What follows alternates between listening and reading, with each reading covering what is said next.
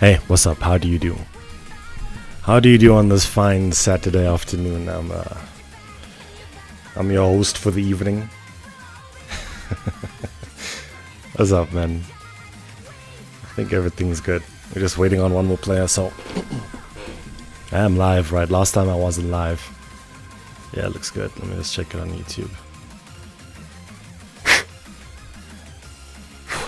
Man, my hands are frozen. Fuck my life. Yeah, looks good.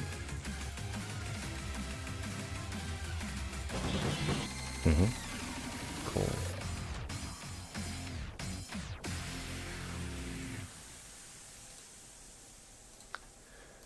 Okay, so what's up? How do you do? This is part of tentatively a new series that I'm starting right now.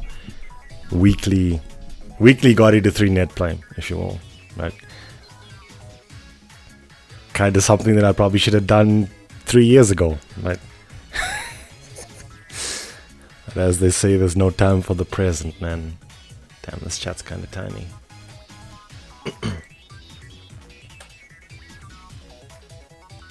So what's up, Red? Tanda, Sano. Sora, what's up? How do you do? I'm gonna go ahead and assume that most of y'all are familiar with how the rank 1 play works, right? But I'm gonna try and explain it anyway, mostly because I'm currently kinda scripting a video on selling rank 1 play in GE3. Be quiet. It's not going too well. Mostly because I'm having the problem of trying to make it sound appealing, I think, at least. Like, to me, this is basically what I've been doing 5 years, pretty much. Played this shit since launch on PS4. But explaining how it's fun, explaining why you should do it, it's hard to find the words. If you're interested in GE3 and you want to improve as a player, and you enjoy net play very much, I think that this is a very fun way to play the game. However, though, if you like how overpowered GE3 makes you feel when you play it normally, it's hard to sell this, because you're effectively making yourself as weak as possible, so that you can make the game as hard as possible, right? The other thing with rank 1 is that there's a common misconception that rank 1 is... how do I say this? It's about being the strongest you can be at rank 1, right? That's the misconception. That's not true. It's about being as weak as you possibly can be so that the game is as hard as possible, right? And then on top of that, we slap on top some other rules, like typical ones that we play with is no items. This one kind of forces players to use healing bullets on each other, right? To introduce an aspect of team play that isn't inherently present in normal game. Install skills typically aren't allowed as well, especially if they affect gameplays.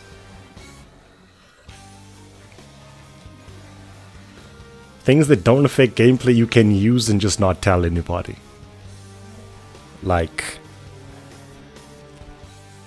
what's it called? Cardiograph, that lets you see the monster's HP and stuff. But if you want to use, damage increasing skills, all that stuff, you're missing the point a little bit. So trying to write a video and say all of this informative information that, in a way that makes it sound like something you want to do, is something that I'm having a bit of problems with. So as a little bit of a side quest in today's stream, I kind of, whether you play a lot of GE3 rank 1 or not, I'm kind of interested in your perspective on it, regardless. Sub TD. Like, did I even do a good job of explaining that right now?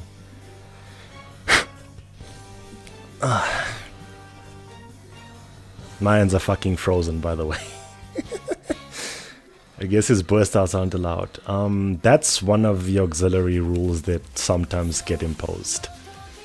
I am quite a fan of no burst outs, I'll have you know. But typically, just playing the note game, normally burst starts are usually allowed. Axle triggers usually allowed. Engage is usually allowed. I'm not sure if this is worth mentioning, but there's some burst outs that's frowned upon. If you can even say that, right? If you can even say it like that. I'm mostly talking about B drive. I keep calling it B drive, heat drive. It's a hammer burst out that's very powerful. Oh man, I can't feel my hands. Looks good. We typically use performer or other heat triggers. There's a lot to explain. Is that part of the other problem that I was having? There's a lot to say. There's a lot to explain. So the way that I have it in my head right now, right, is why do I have a sniper on? All right, I was doing thumbnails. Oh well, it'll be fine probably. The way that I have it in my head right now is I've been trying to make a video explaining what this is for quite a while, but eventually I kind of got lazy and gave up, doing the towel. But I think that the purpose of the video at the very least is that it needs to,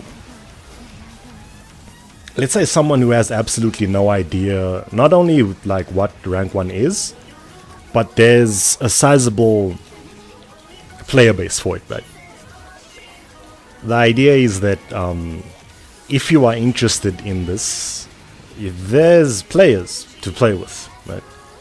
That's kind of also the idea that I have behind these Dojo streams, right? If you're just joining, the intent here is to turn this into maybe a weekly event. Maybe a bi-monthly, we'll see. We'll see, but the point is to have something that's happens frequently, you know. It encourages you to play the game and improve at the game if you want to, because I think that's what the rank 1 really offers, is a very good place to improve at the game and get better and play fun net play, if you will. I played a fair bit of net play in this game. I don't inherently like when I play with people that use very overpowered gear, right? Myself included. If I play with people that use strong gear, I go rank 1 anyway. Not that it changes much though, but this is dangerous. Shows how interested, but you don't have a setup anymore. Ow. Well, I do own this game on everything, by the way. I have it on PS4, well, primarily played on PS4. Moved to PC. And I have it on Switch as well, but I don't have Switch Online. I'm on the fence about getting it again. I had it for a while, and then I was like, I don't really net play these Switch games though. Also, one time I was fucking tilted. I organized to play with this one. JP Play was a no-show. I was like, fuck, man. Fucking bought Nintendo Plus for this shit. I got stood up. How does that feel? With that being said, though, if there's if there's enough demand for it as well, I would invest and they play on there as well. I didn't expect it to work like that.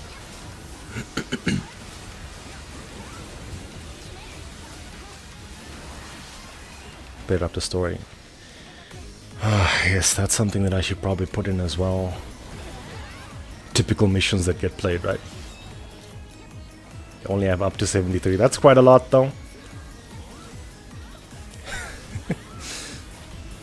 My playtime? I lost count. Probably I'll make a screenshot in my next vid at some point. It's 4,000 and plus. It's a lot.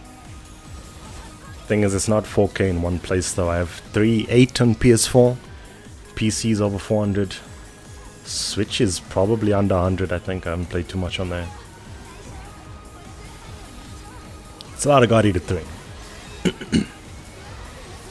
This game is quite fun. I like this game. I thought you were gonna pop the burst, my good sir. Thank you. I must remember to change my gun. He fell over. This guy's gonna die. By the way, oh yes, this is actually also something that I should put in the video as well. But because items are not allowed, guns that can rapid fire healing bullets are slightly more desirable now. Right, because you're not relying on yourself for healing no more. Hello, how do you do on this fine Saturday? Nice. I wanted to put this tweet on screen as well, but I don't have a free hand right now. This guy's almost dead though. 5 minutes is quite quick. Got it. I'm not playing every GE3 game, although your most played has to be 2 and 3. I didn't play 2 even a fraction as much as this game in retrospect. Where's my OBS? Cool. Where's my Twitter? Cool. How do you put Twitter into OBS? Yeah, we go. Just gotta make sure it's not picking up the wrong thing. There we go. Look at this. Okay, well, let me increase the zoom a little bit. Can you read it? This was me. When did I make this?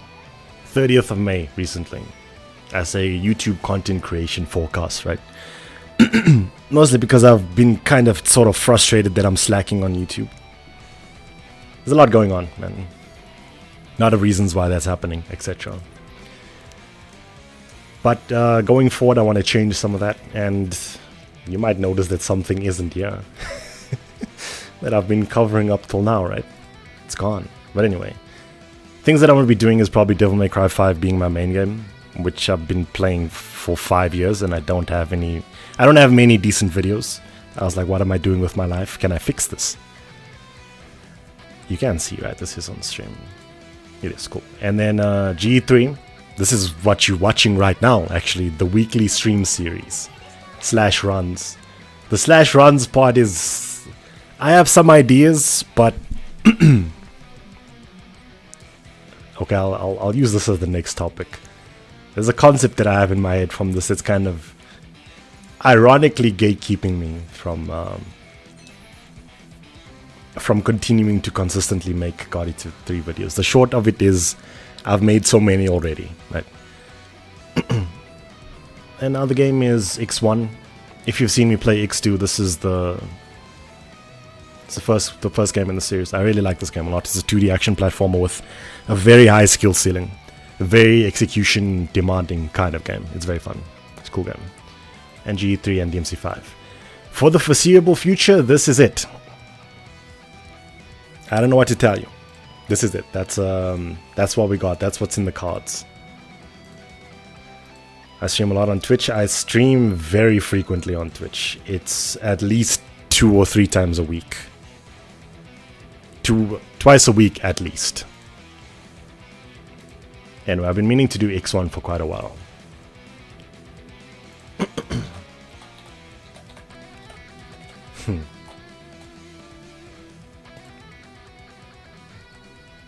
Quite a while, and I yeah, probably shouldn't look at this. It's too much to manage. What did I pick? 36, right? That's Vidro.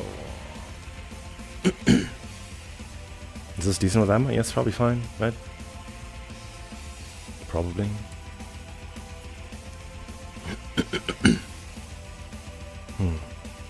Understandable, couldn't have the resources to own a system, so you just went with the GE2 emulator. You're not supposed to say that, though. There's cops around here, man. You're not supposed to say that. Look what happened to the Nintendo boys, man. Damn. Gotta say it in hushed tones. What's an emulator? I've never heard of that in my life, man. I have absolutely no idea what you're talking about. Lightning. Anyway, as I was saying,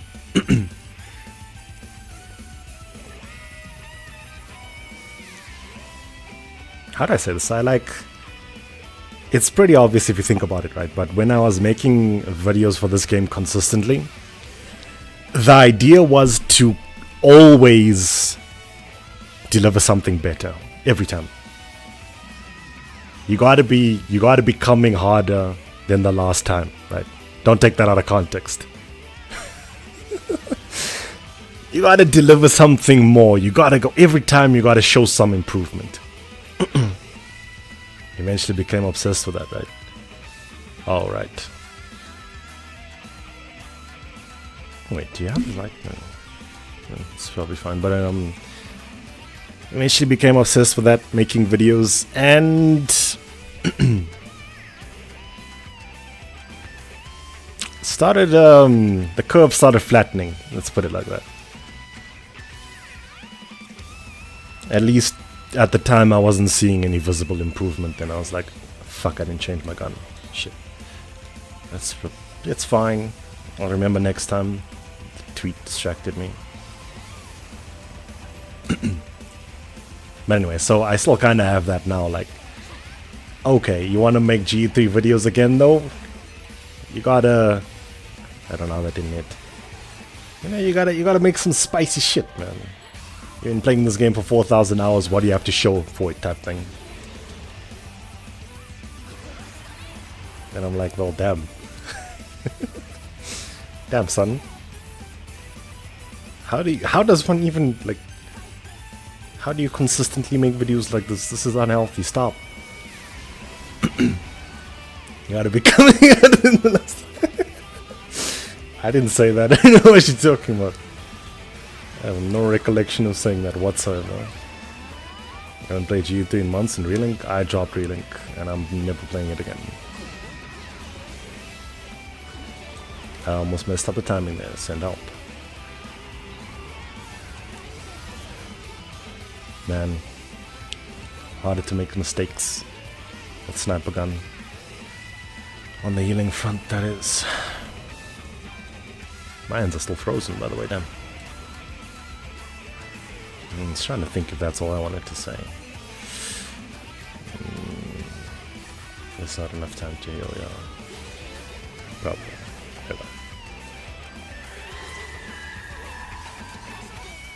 But anyway, this game is pretty fun. And there's been a few times where I've been approached by multiple individuals that say, where the fuck is your Discord, basically? It's been 5 years like that, man. I don't want to make one. Guys, please, don't make me do this. Yeah. That happened, I guess. Here we are. Figured, why don't you, turn this into a platform that could be useful for people who want to still play GE3 in the year 2024. How come the boss isn't decreasing? Can you read the stream title to me? Well, sniper, you're not gonna get more than one there. My bad.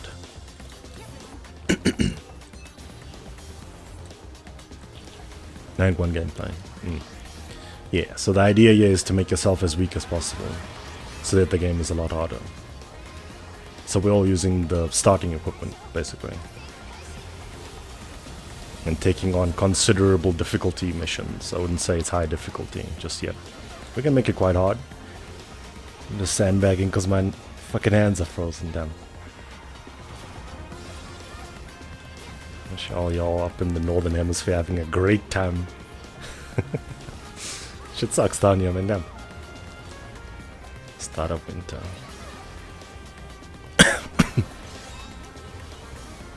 Oh yes, there's one other thing I wanted to try. When I streamed this, that's just over a year ago. When I streamed this game to YouTube, February 2023, around there somewhere, I sort of dropped a tentative question in, asked the chat, would y'all be interested in, supporting the channel the same? Ironic I dropped that and then fucking went radio silent on videos, huh? But asked that question, and some people seemed very enthusiastic about a membership thing. If you don't know what memberships is, have you ever looked at a channel and next to the subscribe button, there's a join button, right? That's what that is. You become a member and you get... It depends on what the channel is offering, right? You get exclusive benefits depending on what the creator decides. For me, you get early access to upcoming videos, and you get some emotes that you can use in live streams and in the comment section. I don't know why this isn't like this on YouTube yet, but you can't use other people's emotes on other videos. I don't know why that isn't a thing. That seems like a layup, you know, like obvious. And then again, obvious doesn't really apply to YouTube now, does it?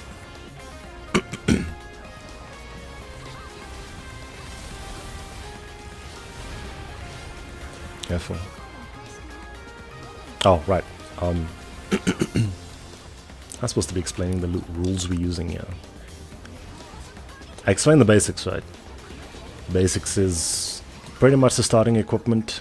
Is this me? This looks like me. The basics is the equipment that you start with, and no install skills and no items, right? That's sort of the... Oof, chip damage. That's sort of the generic Shibari, right? Can you unlock caps, please? It's been a while since I've live with GE3. I had a stream in April. No one pitched. I cry. It was my birthday stream and everything, guys. Damn. Damn, 5 viewers. Shake my damn head, man.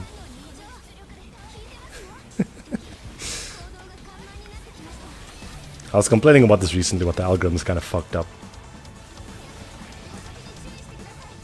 So it got me so fucked up last year and like the beginning of this year, where I was like, I don't want to do this no more, basically. You're like, damn son, you put so much effort into these videos, they don't get seen by people who even have subbed. Fuck this shit. And I was like, in the overthink hell for some months. And recently, you know, after speaking to some people, I reached a conclusion where it was like,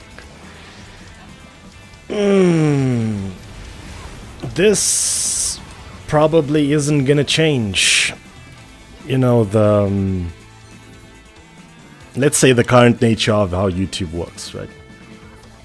The way the algorithm kind of fucks you if you don't grind a niche and if you don't chase new ones, chase new trends, right?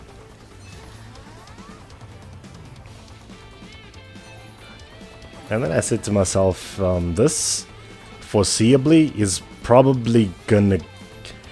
It's not gonna get better, it's gonna get worse, most likely.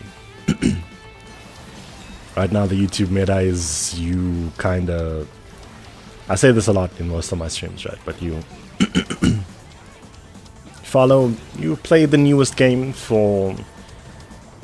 I don't know, 2 weeks or however long it gets DLC, and you fucking make as much videos as you possibly can. Churn that shit out. Quality, who gives a fuck, man. Get it out. Post that shit. Ironic, huh? Come back a couple weeks, you know, a couple months after the game's release. Watch the release videos that was going ham on the views. Is that shit still relevant though? Is the info divulged there still good, still useful? But anyway, spending time in the overthink hell, eventually, you know, cut the long story short, the conclusion that I came up with was maybe fuck the views. There's no, I wish I could put it in a way that's less offensive, but that's, I think that I needed that level of expression, right, to portray how I was feeling. Maybe fuck the views. So what do I mean by fuck the views? I mean, I'm I'm not playing a game that I don't like again. Ever. I'm not playing a game I don't think is fun again. Ever. Nice aim. That was nice.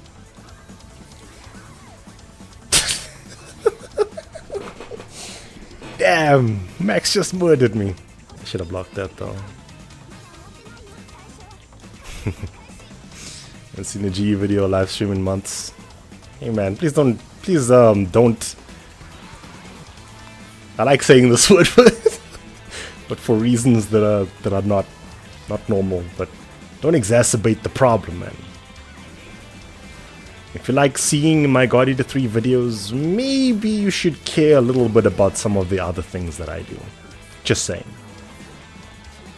You would be amazed to know how much of an impact it really makes. Just to have someone say, damn son, cool shit. Followed for Best Eater 3. I didn't know you play this this here Devil's Crying game. Yo. Kinda nice. Right. This man almost murdered me again. Stop.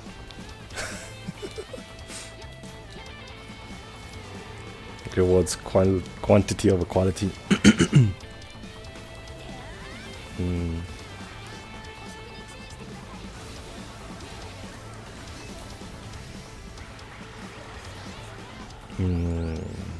What's up, Kev?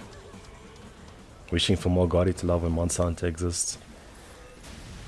I don't really have anything to say about Monster Hunter that I haven't said already. Let's put it like that. But with that being said, like you said, GE does indeed need more love. And if the fucking devs aren't gonna do it, man, where is the damn GE3 indie game? Explain to me. We got the umpteenth Metroidvania out here, man. Indie Metroidvania, say less. Where is the fucking indie GE game? Talk to me. Explain to me. Dauntless? Shut up. Fuck that game, by the way. Don't tell me to play that shit. Is that me? What? What? That's crazy. Actually, my tutorial's about dual blades, and you've been using dual blades since. That's nice. Glad it helped. The MC5 M&A guides helped a lot. Yo, someone actually watched them. Damn! My efforts have been validated. Wow. Thank you. I don't hate myself anymore. Hey, reel it in.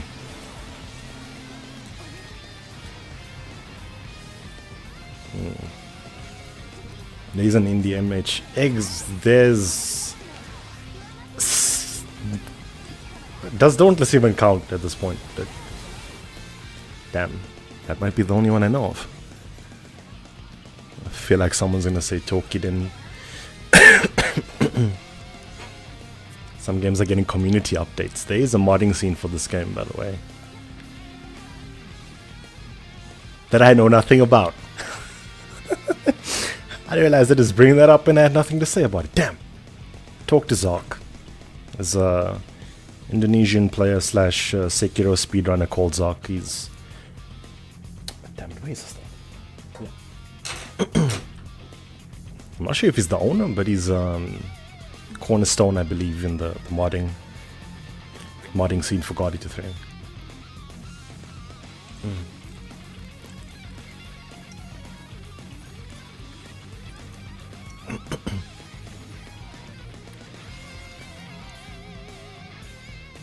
Indie GE3 isn't a thing, it's Indie Monster Hunter, but even so, why isn't that a thing though, right? I understand that the games take there's a lot more that I think, right, that has to go into potentially an indie rendition for a hunting game. It wasn't an indie game that was released on mobile. You lost me. I don't fuck with mobile games, man. Gotcha as well.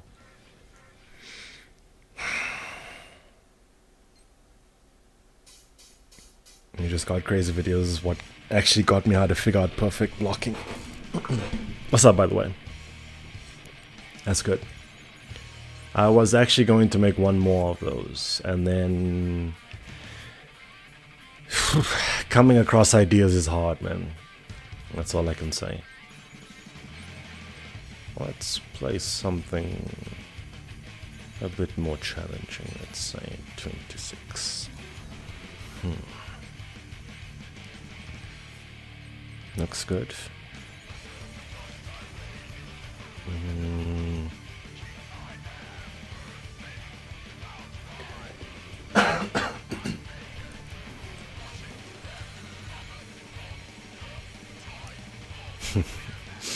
Recently I was thinking that it's kind of crazy though, right? Because don't you kind of feel like there's two different standards? There's two different standards for two different games, right? Smart ass way of explaining double standards, but Code Vein had the anime Souls treatment, didn't it? And people kinda like and respect that game, don't they? That's the impression that I get. But whenever God Eater comes up, oh my god! Anime Monster Hunter. But it's kind of weird because I feel like there's... Mostly because the term was kind of coined a little bit early on, right? When Anime X didn't really have the connotations that it has now. You say Anime X now, people doing the Birdman hand rub, say less. They got any sword bitches in there, I'm finna play, fuck that. Say back then, they're like, ugh, anime, I don't want to touch that. It's for fucking weebs. How the times have changed, huh? Makes me wonder, if this game came out now, would you all still have been so hard on it, you know? But realistically speaking, it wouldn't have been good. Don't hurt me, but there's kind of the lack of good games in modern timeline. Let's say good multiplayer games. Good co-op multiplayer games. SV games, single player games, I'm satisfied. Fuck, my hands are cold.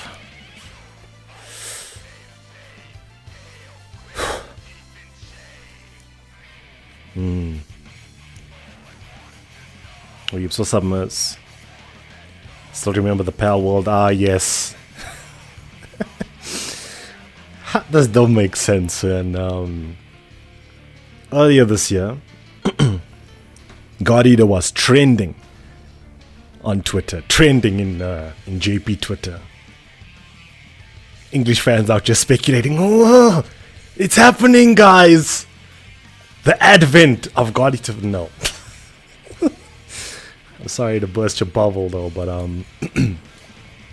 what happened was Pal World, which I'm sure you are aware of, came out and it made some waves.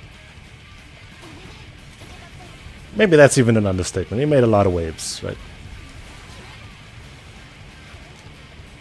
And then on this, around the same cycle, I don't know how this got here, but it was an accusation was made that Pal World is a Monster Hunter pakuri, a clone, copy, a ripoff. I don't know. Make it make sense. I don't see it either. Anyway, and then that led to Monhan pakuri trending, right? Monster Hunter ripoffs trending. You see where it's going from here, right? And then it came up. Relink is kind of like that. What do you mean? I said a lot of stuff. God Eater anime may suck, but it delivered the harsh reality. And how scary would it be where Aragami exists? Even CGI of anime was ahead of its time. I'm surprised they haven't made another anime. Grand Blue Relink is kind of like God Eater. Disagreeing.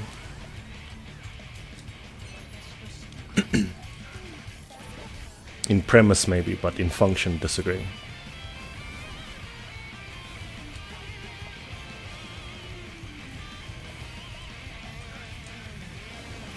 I need to change this damn sniper gun. Palworld is a Fortnite clone. How come nobody... Does nobody know what Palworld is? Me neither. I don't know either, man. Damn. Some game with Pokemon looking things. Fuck. As soon as I see those things, I zone out, man. I don't give a fuck. Pokemons, Digimons, what mons, it's all the same to me, right?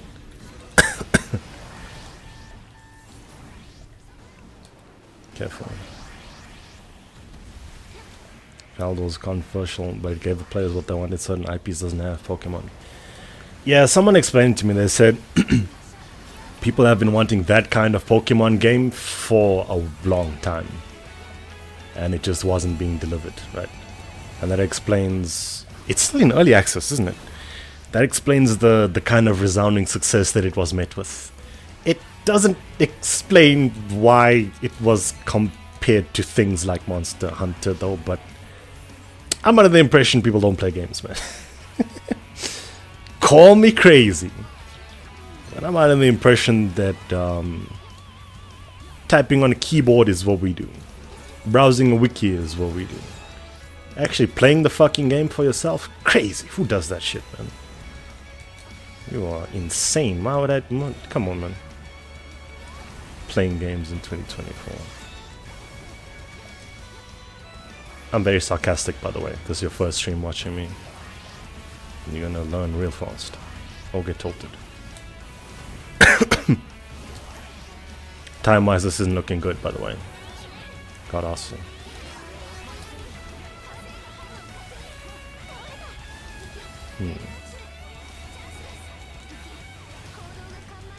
What was that to shoot? For what?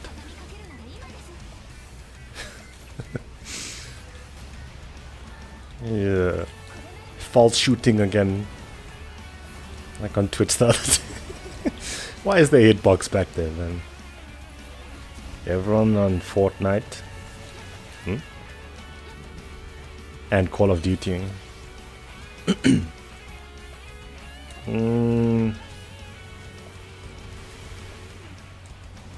I don't know, man.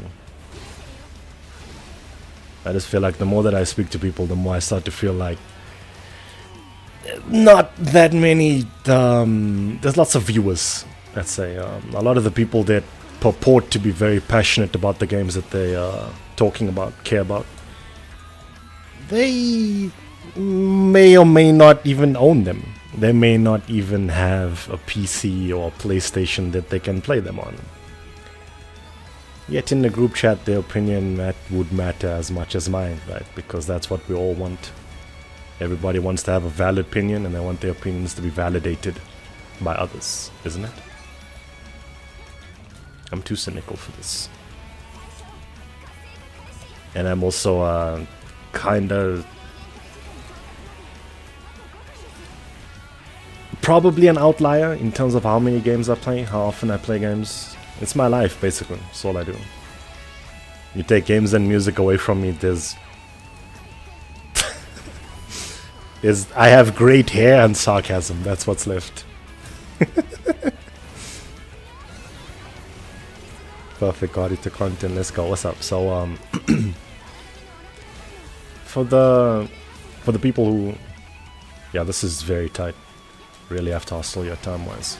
Oh yes, that should go in the video as well. Catch up to myself. I'm a little bit ahead. Saying that timeouts are common is important, because I think that suffering through a 20, this one's like 10 minutes, but suffering through like a 20-minute mission and you hold a timeout at the end can be very discouraging for someone who's looking to get into this rank 1 stuff, right? Imagine they had a battle pass for GE3. That ship has long sailed, man. That's not happening. Oh.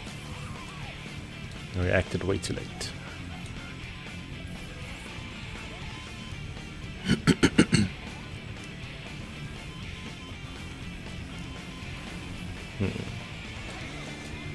Perfect fan, what's up? Had the free DLC instead of Rust. Good change, can agree. Reacted.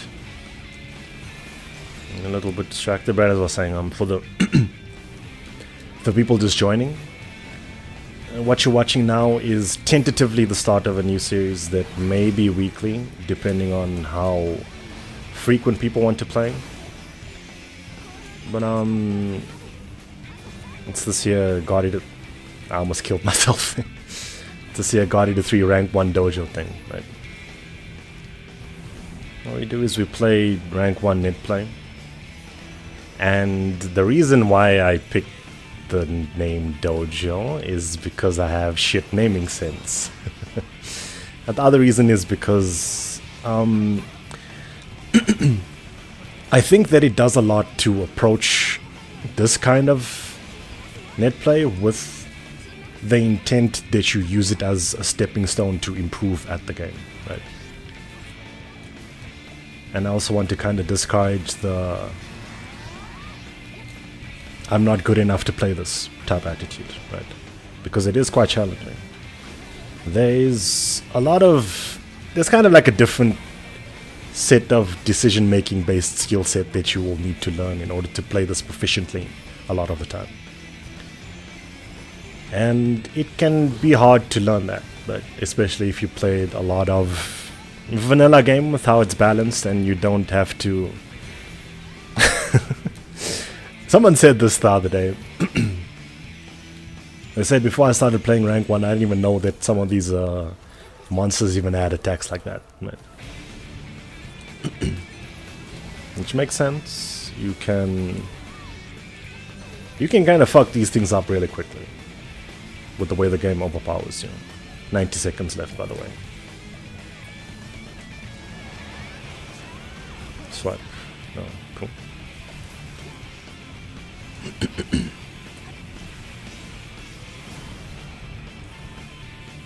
But no, this guy never had paid DLC. I told you to spam Sky Cleaver on late games. Come now, man.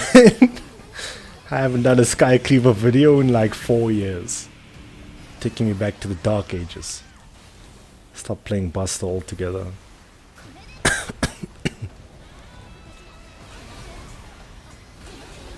40 seconds, quick swipe. It's too early that time. Got it with the versus mode. Playable Aragami, that sounds like Dino Crisis. Dino Crisis 2 has that, it's fucking jank. Yeah, this is a timeout. Careful. What? We pulled 2 with 17 seconds. Pretty good. Wake up, it's time for work. So remember to stretch. Waiting room, right. That is 4th mission I played, I think. I believe that there are some other players waiting and interested in joining. I think that maybe we should trade some... swap some players out now. Yeah, it's just about 50 minutes. It would suck to be wait that long. But that's... Anyway, so... the video that I'm currently referencing a lot, right, is... I've been thinking about this for quite a while, but I want to make a video where I describe what's so cool about rank 1 playing, right? Trying to conceptualize the fun that can be had there, if you will.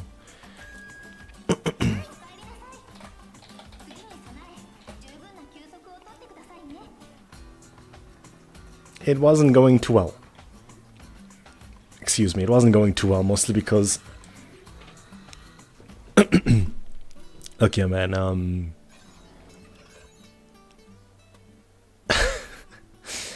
almost all of my 4,000 hours come from playing this rank 1 thing, right? And throughout that time, on whatever platform I've been playing on, whenever you come across new players, like potential prospects for joining in on rank 1 stuff, it's... a lot of times people, more often than not, let's say even... they straight up don't have a good time. they straight up don't have, so it's might be a matter of expectations and how you grow accustomed to playing the game. Normally that changes, right? But oftentimes people try it and they just say, yeah, I didn't have a good time. I hated it. I died a lot. If you don't like, if you get, how do I say this?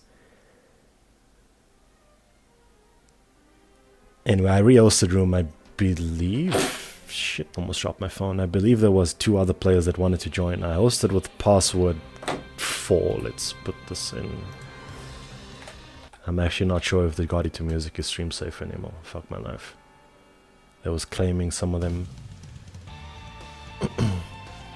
I'll finish my thought in a sec. Just trying to shuffle some players around. Honestly, I wanna watch people play and take myself out of the cycle. I just want to watch. I would like talk and and watch people play. So as I was saying, typically when we play with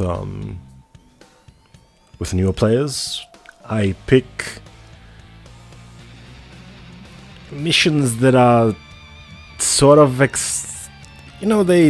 tip the hand. Like, give you a taste for what it feels like, but it's also not oppressive levels of challenging, right? That's where I try and strike the balance. And then typically, when I play with someone who I haven't played with before, I sort of evaluate your capabilities in the mission as we play. And then if you are playing very proficiently and well, I make the missions harder. So it's not me being mean, right? If you've played with me before, it's not me being mean, it's me being impressed by your ability and evaluating you and believing that you can handle more challenging missions, right? There's space for one more. But there's been times when I've escalated the difficulty too quickly. I'm like, no man, you can handle this. It's fine, you got this. And the people are like, phew. Damn, I didn't quite enjoy that one, so.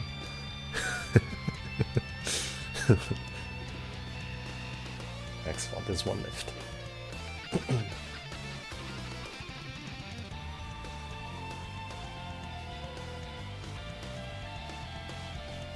Remind me to change my snapper gun, by the way. I've been coughing for a while. GE3 isn't safe. Yeah, they've been claiming some of the GE3 music, although I think it might only be specific ones. Outside of the like theme songs and vocal tracks, that's been getting claimed for quite a while. And I'm just trying to be careful. The stream archives should stay. I think they'll stay. If they hold copyrights, I'll probably have to take them down, though. I mean the stream archives for these streams, right?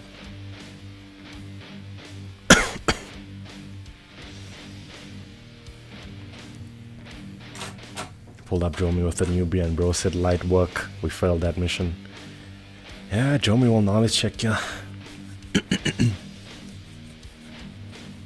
Very few single origami. Not possible. The idea of super hard mode is fun to me because you enjoy trying to overcome very hard challenges in games. I'm taking notes. That's a nice way to put it. I was trying to think why I enjoyed this so much, right? I have this thing where when I script videos, I tend to try to think about the viewer's perspective a little bit too much and sort of overshadow what I would give as my own insight in favor of something that would make something seem more appealing, right? This might be what it is like to be an entertainer, now that I think about it, but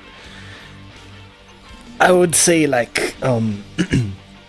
was overthinking all this stuff, and then eventually just someone said, what do you like about this? You know, what do you find fun about it? And why do you think these things that you think are unappealing, why do you think that's so?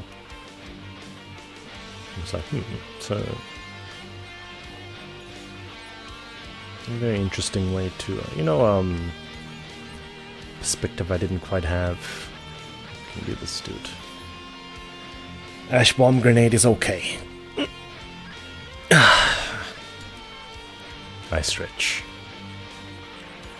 I'll go with edge.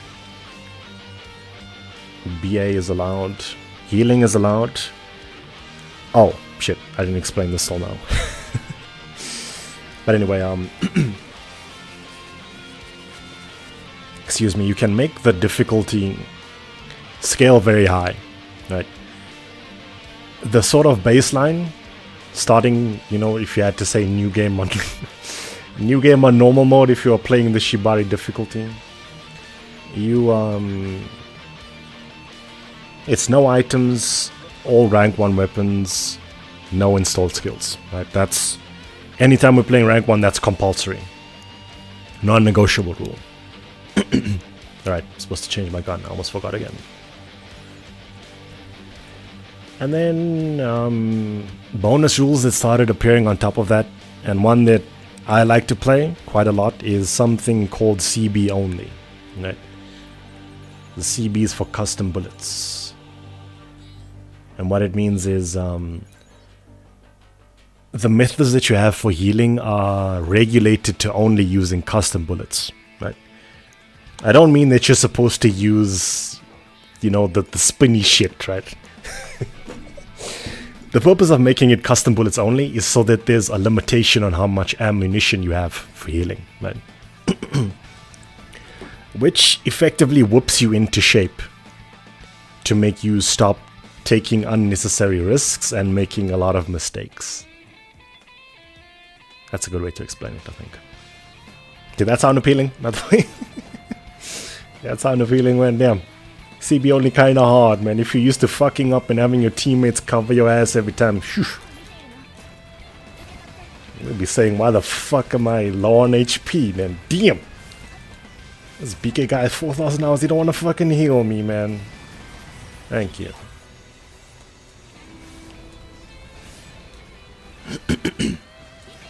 Military type training. It gets harder. Another one of the rules that I like playing is I need a better translation for this one. JP players used to call it Ransen. And effectively it's they pick a mission with multiple targets for elimination, and you have to fight both of them in the same place. You're not allowed to split the origami and fight them competently, if you will, right? Because that the game tries to teach you that splitting them up is the competent thing to do. So, for the purpose of making it hard, on purpose, you're not allowed to do that. Don't split them. I'm just explaining rules. But anyway, for this session, we'll play with baseline stuff. I think that people have been doing CB only because that's what we do. That's what we do most of the time. What I do, at least. Why you should be in gun form and neutral. Oh yes, another idea that I had was if there are... Okay, let me say, if this sounds interesting to you, check the pinned comment in chat, right? It's a link to some guy's Discord, don't know who, some dude. But there are a lot of, I'd say primarily for PC, but I do play on PS4 as well. But there's players that you can play this with, this kind of net play with.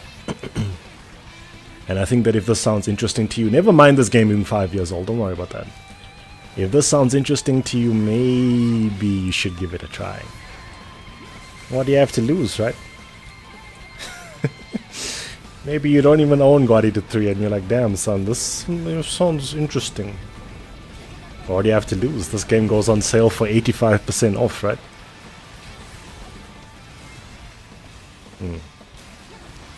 But as I was saying, if we can get consistent players and people that are interested in improving at the game, spitballing here, right? Another tentative idea, but I could also I haven't done this for this kind of game before, but I could what? As I was saying, I could do gameplay analysis, right? Explaining the decision making in surviving difficult rank 1 missions as an example. That was a nice devour, praise me. Because like I said earlier, if you want to become proficient at this, you have to sort of learn a skill set that's viable for survival, right? And serves to be useful to your teammates. Let's say. That's a nice way to put it, I think. And what was mentioned earlier about being gun mode in neutral. If you watch my playstyle, it's me, man. People can die at the drop of a hat, but because they don't have all their fancy equips, they get murked in one hit, oftentimes. So when you aren't engaging in combats, it's good to be in gun mode so that you can react to someone dying and save them, basically. Also what is known as the guard heal, if you will. Ordinary guy, what's up? How do you do so? Tried playing back yesterday. It was obliterated after 10 seconds. I've been there. Practice doesn't betray you in this game though. One of the things that I like about it. Even if you take a long break, it'll come back to you. Do I have a ranking on all the God Eater games to recommend? No. All I can really say is if they look cool, you should play them. Which one to start with? If you like the story, start at 1. If you like the gameplay, I guess, start at 3. Melee combat, rather, let me say, to be more accurate.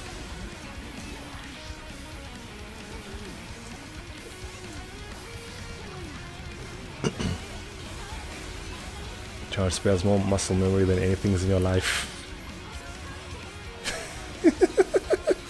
I can't tell if I'm going to make a dirty joke.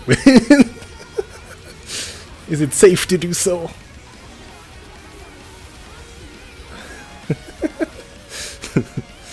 Fuck.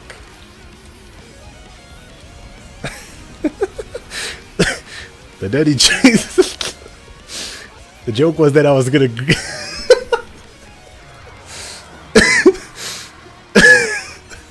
I can't even get through it. The joke was that I was gonna agree with you with Izanami combos. However,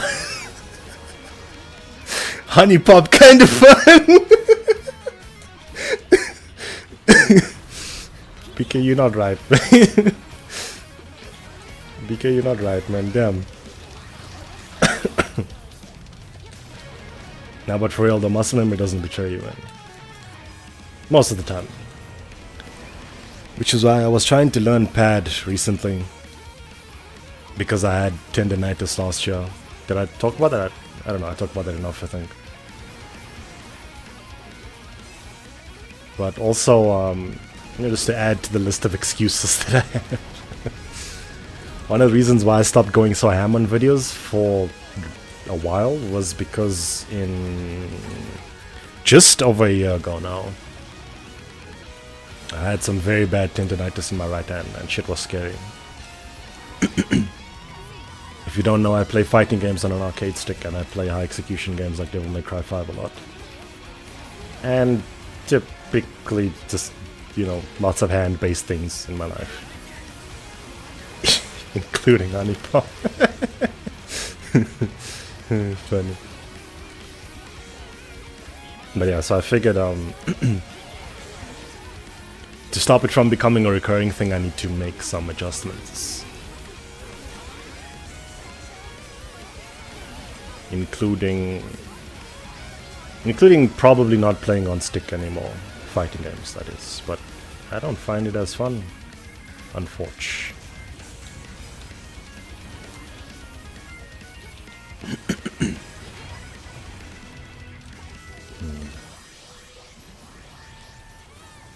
He's low on HP when he does this. Good. I haven't had this one in a while. Honey pop pistols.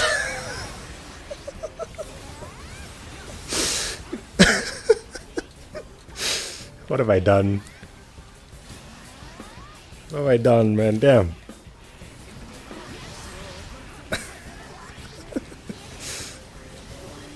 Nice.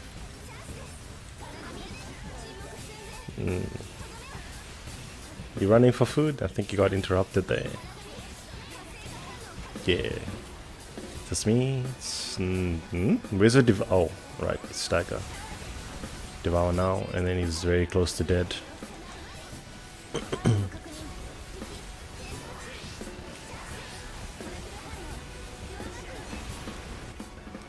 was worried about finishing my stamina there. PS Plus kinda expensive for me right now. Legit same. They buffed the price in my country and then I was like, damn. $20 more? Something like that. It went up by like 30% or something. It's fucking ridiculous. So...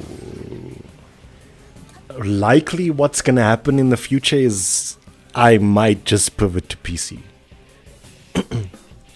We shall see.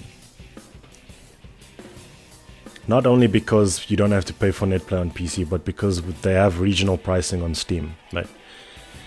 That shit helps a lot, man. Helps quite a lot. Cancel yours because you were never using it. Can relate. I'm talking all this shit, but like this week I upgraded to Deluxe, man. Damn. They fucking got me. What's it called? The premium plan, I think. Is it called premium? I think it's premium. Whatever.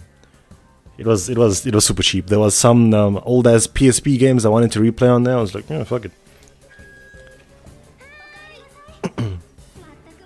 But the renewal I'm not too sure about. Mine is supposed to renew on Christmas this year. We shall see. We shall see. I'm not sure about it.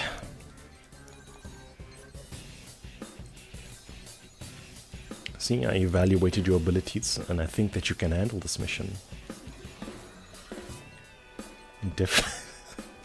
I'm definitely not picking it because I want to suffer. Officer, you gotta believe me. I'm probably gonna miss all of the rampaging comments. So hard to do this when you're out of practice. The other look is to just play like it's Banquet and use Scythe, I guess. Spend all the money by creating a new Bloodborne. Sony is doing very well for themselves, I think. They've leaned in very much to the sort of AAA cinematic experience on their flagship series, and it's working for them. A lot of these things are most popular they've been, I think. Most successful they've been. If you quantify success by sales and finances, right? Scythe, huh?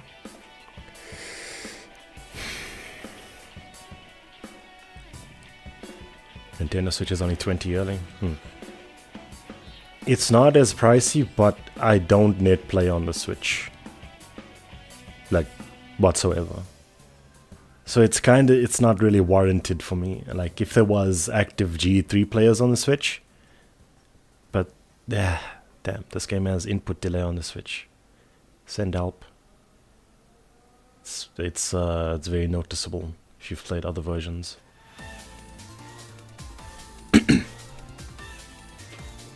speedrunning honey.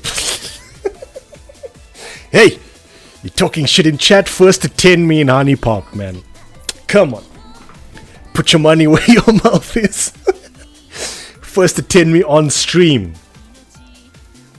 That's part of the joke that you can't stream. You get it, right? You can't stream it, you get it. I'm funny. Shut up. First to 10.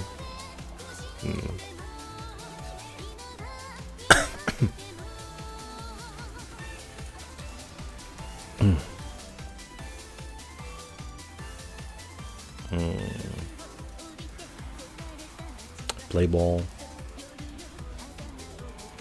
GE3 on Switch is very dead. Single player. There's a player called Junsan who plays almost every day. I'm not sure if they add region locks on their rooms, but I don't think he does actually. I don't know. But he's in my opinion probably cornerstone.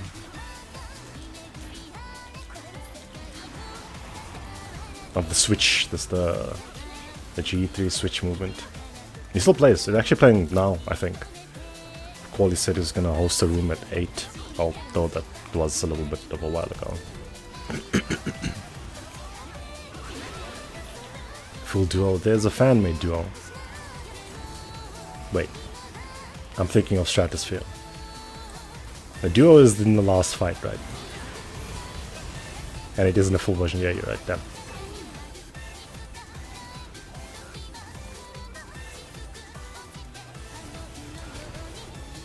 Do you think all of the games that Bandai cancelled got it to 4 is included? All I have is speculations, and part of my speculation right now is that I think that a God Eater game wouldn't be successful in if there was one. But I don't... Who's making it though, right? Let's look at the facts. Let's look at the facts, right? Who's supposed to be making this shit? Shift? Didn't, what's his name? Tomizawa, whatever, didn't he say he's supposed to be... He's doing something else. He said something, I don't know. I don't know what it is. Maybe a Tails thing? I'm not sure, but it's not a God Eater, that I can tell you for sure. It's not a God Eater thing.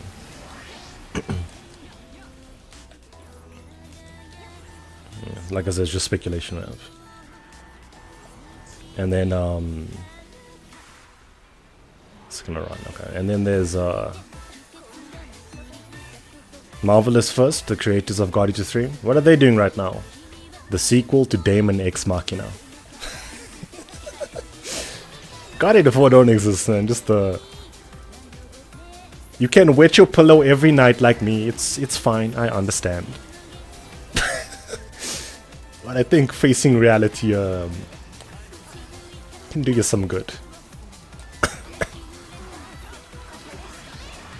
So like, from my point of view, I was like, damn man, maybe it's fine. I want the series to live again, since a lot of my online presence essentially and livelihood has to do with God Eater, right? But I mean, this is the cope, of course, but you know, maybe it's fine. Mostly because I feel like if we get another God Eater game, I'm not sure if I like it, man. I feel like we've been on like a very solid, don't bully Demonic. Look here, man, I want to play it. But I'm saying that team is tied up with that game, so there's no God Eater happening from them if they were on the table. Second one looks, well, I haven't showed shit yet, but it looks like something that I might enjoy playing. We must pray during these hard times. I've just been investing in single player games mostly. And some old games that I've had for a very long time and I've just never gotten around to play them. 5-year-long backlog type shit. Nice. Good boy. Modernization. I just don't find these games fun, man. I don't know what to tell you. And I don't really like talking about it all that much, because one time I was honest on stream and then I realize that you're kind of not allowed to be honest if you don't agree with people. But oftentimes when people ask for your opinion on things, they want to hear their opinion in your voice. I am not capable of doing that, unfortunately. I am honest and I tell things as they are most of the time. I fucked around and pissed people off. I'm like, damn, man, damn. Not allowed to say what I think no more? Send help. So like, I don't like Relink very much. I don't hate it. But whenever I'm asked about it, I don't know what to say. Because I feel like by me saying that I don't like it is going to offend someone, even though it's just my opinion. But I enjoyed playing with people very much, though. It got me, like... It got me back to the 2016 me, honestly, where I was like... like, on the cusp of MMO syndrome, let's put it like that. Damn, net play with these people is so fun. You know what I mean? You guys are cool to play with. The game itself, though... I got some gripes. And the gripes weren't addressed on a big update, and I was like, yeah, okay. Do I hate the game? No. Do I regret playing it? No. Do I regret purchasing it? I should have bought Dragon's Dogma 2 instead, but no. Which I quite enjoyed, by the way.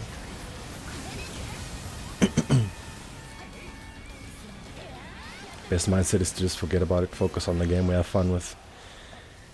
Yeah, I mean, if your enjoyment of the series stems from there being the prospect of a new game, you might have been assimilated into live service culture a little bit too much. You heard the phrase, old but goat. Wait, how does it go again? Something like that.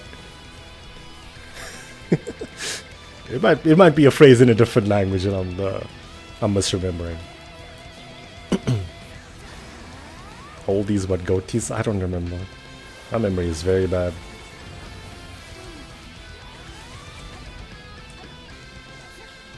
Hey, almost got hit there. But anyway, so I've been trying to like explain myself better, right? Since then, that was a long time ago.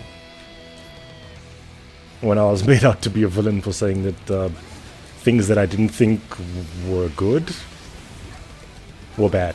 Right? Extrapolating on what the demo had to offer, and I said, yo, this game got some problems, nice cards. But because everybody was excited for it at the time, they're like, nah, you're just being negative. So I think God Eater 3 is worse than God Eater 2. I think that God Eater 2 gets a lot more respect and praise than it deserves, if I'm being completely honest. I like it very much, but the way that some people talk about it makes me feel like I'm in the Matrix.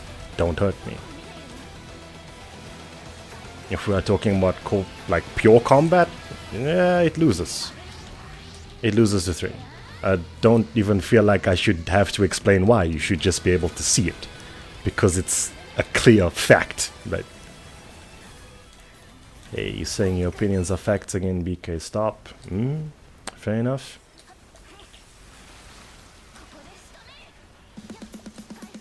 I think that 3 comes up short in story, though. And if you really want to hurt yourself, content. Because it seems like we like the bloat of 2RB. I don't. That game's too fucking long. I like most of the story, but it's too fucking long. I don't even know why it's that long. Do you know why it's that long? No? Okay. Can't say anything about the other games, I only played 3. Play the others, if the series is interesting to you. But I don't think that we should. This is something that I talk about this a lot, right? But I don't like overselling things. I don't like when you like something and you say it's the best because you like it. Mostly because I'm very critical as a person, and when I am told that something is the best and fantastic, my expectations consciously raise. I think, okay, yeah, it's gotta live up to that, man. And then oftentimes I'm disappointed and feel betrayed, lied to, end up resenting people. That's sort of what happened with Monster Hunter. You said it was the best, you said it was my future, you said I had to play it. With all of those expectations you put on me, I played it and I didn't really like it. How was I supposed to feel? A common thing for society to do is make you feel like you're the problem in this circumstance, right? You don't like it, shit taste.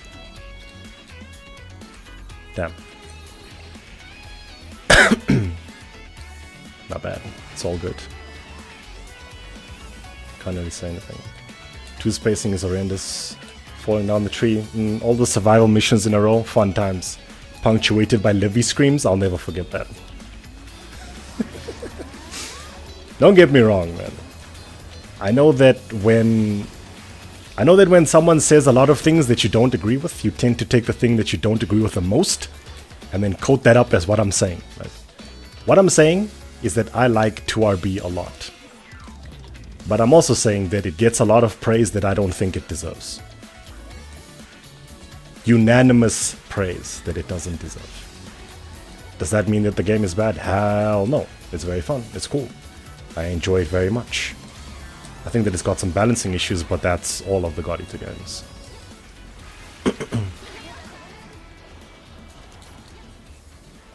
But do I think it's peak? Do I think it's must? You have to play the best in the series? Trounces 3? Come now. I'm not even a 3 defender. Come now, man. Let's just be realistic, please. That was risky as hell. The best and personal favorite. Yeah, it's gotten to the point where you kind of like... You have to use the autocorrect on what people are saying because words don't really mean anything anymore, right? Everything is amazing. Everything is the best. Everything is peak. All the marketing speak that we are fed on a daily basis and we just repeat subconsciously. Gotten to a point where we just speak like that about the things we like in daily life. Can't be reasonable about something. I'm very fucking hard on the things I like. This is actually why I go in on GE2 so much, because I like it. You heard about me complain about the fucking camera in DMC5 every time I'm playing it, man. And I have 2,000 hours on that game, and it's probably my favorite video game right now. I'm kind of a complainer though. Most of the time. Mostly because I want things to be better. Nice heal.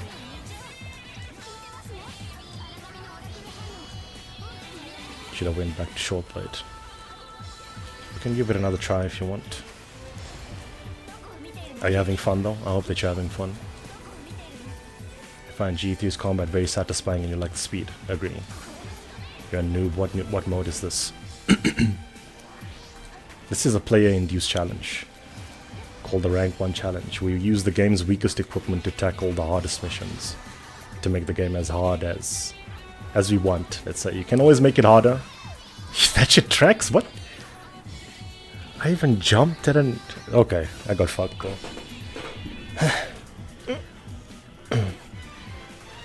Not big on the context of the series, but I respect what it is and does in areas. You know, this is something that was kinda... Maybe in the last 10 years has become a lot more commonplace, right? But... the concept of clones and rip-offs and stuff, I think is... The culture has kind of shifted in a way that I feel is a little bit unfair, right? I spoke a little bit about this earlier, right? But this game constantly, to this day, still gets flack for being inferior Monster Hunter, anime Monster Hunter, etc., whatever you want to call it. But, why are we all playing Wuthering Waves? Am I allowed to ask that fucking question? Why are we getting explained to me? If we all hate this game because it's a clone and a copy and a ripoff, why do we get excited for another game that's a clone, a copy, and a ripoff? It's almost like there's two standards for two different. It's crazy, man. Wild. It's never happened before. All sarcasm aside, though, I kinda don't really like this, though, right? Because I like the concept, to be honest. I like the concept of genres. I like the concept of what people demonize as clones, rip-offs, copycats, etc. Do you know why that's cool? Because imagine when you like something, imagine having more of that thing available for you to play. Doesn't that sound good? Doesn't that sound like exactly what you want? I don't understand how that can be demonized as a bad thing. This game is my favorite game. I hope there's absolutely nothing else like this game that comes out, ever. It doesn't make sense to me. Make it make sense to me. I don't understand. So if you like Wuthering Waves, that's cool. You know what I mean? But you're not allowed to talk shit about Godita if you do. You gotta fucking hold that, because then you make yourself a hypocrite. Got him. You thought about it like that, though?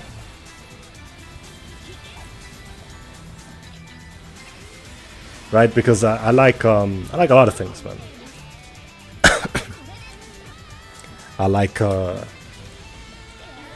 ironically this could probably even be applied to Gunvolt, probably one of the series that I like a lot in recent memory, right? But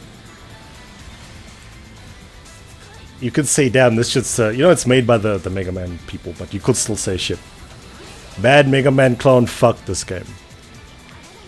But you like what? You know what I mean? Like, it doesn't make sense, guys. Why do you hate something you like? Just because it doesn't have the sticker of Monster Hunter on it? Okay, but I mean, it's not like this game is going to invalidate the whole legacy of the series that you like, right? It's not like this new idea is gonna ruin the idea that you like, right? It's just going to, provide another rendition. That being said, though, I don't like bad clones. I don't like games that sort of serve to cash in on an idea and execute it poorly, just because they think it will sell. Those are two different things. I'm saying that the concept of a game that's being like another game to try and go in a different direction, improve on something, provide a different vision or something like that, that's pretty cool. It's pretty cool. Does that make sense? Clone is more derogatory? Kinda, yeah. Are there any more players, by the way?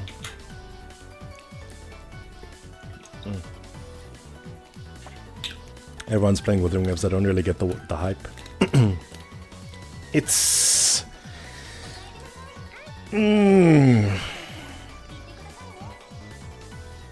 It's interesting to think about. It's interesting to think about. Let me get the light. I'll finish this thought in a bit.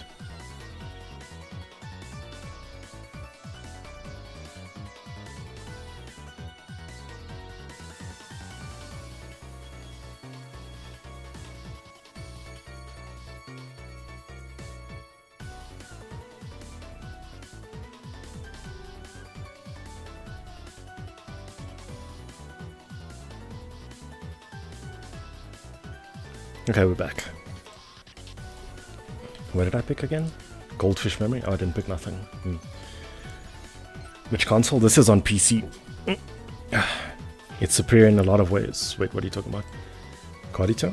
I don't think so, honestly. Lost. I think it's different. And I think that's what matters. I think that one of the pitfalls of genres and umbrella terms is that we kind of tend to get in a compare war a little bit too easily. Right? A new fighting game comes out. What does it play like? Oh, it's a 3v3 fighter. This game's worse than Dragon Ball. And then the perspective never makes sense because they always compare it to something that's been out for like 5 years. This game is on its final version, been out for 5 years, it's been polished to the level that you like it so much. New game comes out, first version, and we all know the first version is the worst version, but this game sucks. I hate it. You're like, I know you just want to say something, man, damn.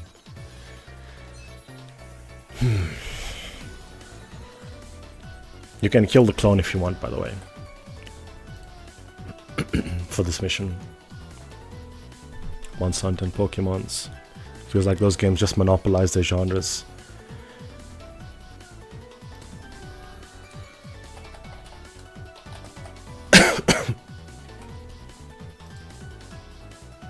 Erroneous playing Withering Waves. Because calling things a clone is an easy way to create a point of reference and a clear picture of what the game looks like. That is true. But I also kind of feel like we kind of overlook a game's idiosyncrasies and identity by always trying to liken it to something else. Right? Whenever a new game is pitched to you, it has to be explained as if it's something else. You notice that? New game comes out, yo, it's like X, it's like Genshin, it's like Street Fighter, it's like this, but... I understand you're trying to streamline an explanation, but you only have it on Switch. I play on Switch as well. Earlier I was saying that I might get the Nintendo Online, but I'm not sure. You stuck on Switch? Hey, 2 of y'all have Switch. If you are interested, why don't you, you could play together, maybe. Clone, I think it's usually not as good as the original. That is because you're probably comparing it to the original. Like I said, I don't like bad clones, right? If they are umbrella term genre, whatever word you want to use. If they set out to be like something, just so that they can cash in on that something's hype, or sort of target the player base of something else because they think it's there and exists, and it might be an... I think I'm caught up. I want to catch up on chat before I start the mission because I want to have a free hand to scroll. Okay.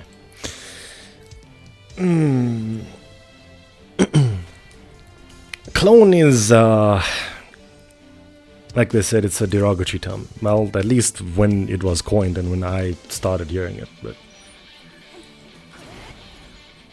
whenever something was a clone, we were like, damn, the Splinter Cell just came out. It's a Metal Gear Solid clone. Fuck this game.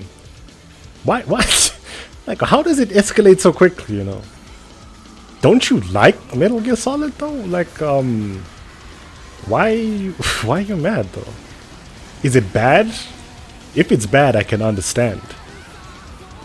But if it's in the same genre and it shares some ideas and it tries to be its own thing within that, I don't know if you can still compare them. Right? I say this a lot and I hate the term anime Monster Hunter. Mostly because I don't think that you can compare the games. I think that they serve to bring different things to the table. I think that they serve to be different enough to warrant both of their existences. Have you ever heard someone be rational about the games like that? No? You've just said, fuck this game. Fuck Monster Hunter. Fuck God Eater. Why does this exist? What about? That's on my watch. I should have had that. People need to be more open-minded. I think that they just need to speak a little bit more. I died. Whew, lucky. Phew. Saw my life flash before my eyes. All I saw was inarticulate takes.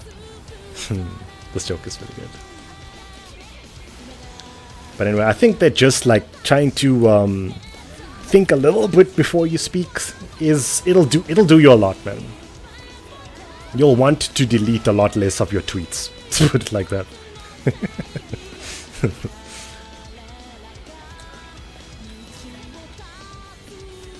I don't think it's very hard to do because as soon as you feel like you're gonna say something that might not be true, right, correct, acceptable, take a step back, ask yourself, look, if someone else was reading this, how would they feel? Wow, this guy just completely ignored the... Are you lagging? standing dead still. I'm so scared right now. I don't even know. I'm so scared. All these years of getting mauled like by a standing origami, and then all of a sudden it snaps to 100% speed and you get murked. But I don't think I'm the only one. I think this guy is straight up glitched. It's one of Tsubaki's themes. Yeah. It's a vocal theme of Injustice. Izayoi's theme.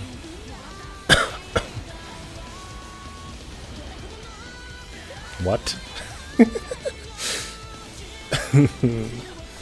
The classic.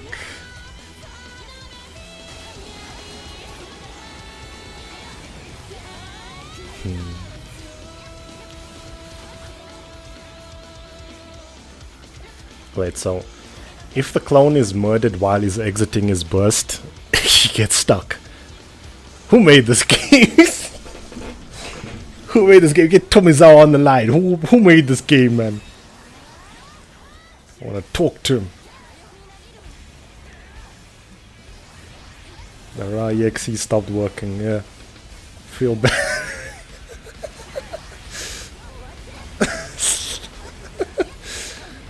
Oh, man.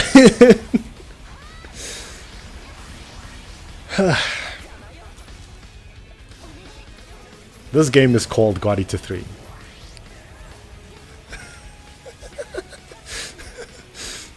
Oh, that gives me a free hand. There was something I wanted to try earlier. Let me see. I thought there was more mod options than this. Bunch of lunatics. A bunch of hitbox haters. What's up? But you say in timeout. I thought that there was a way that you can gift memberships. How does one do that?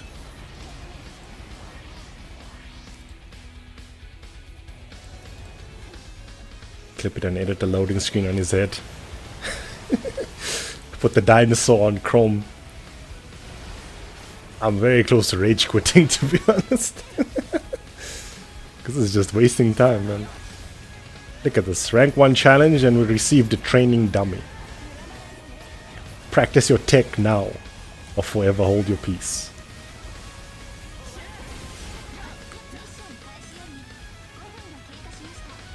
That's gonna take a while. Close to 12 minutes to be precise.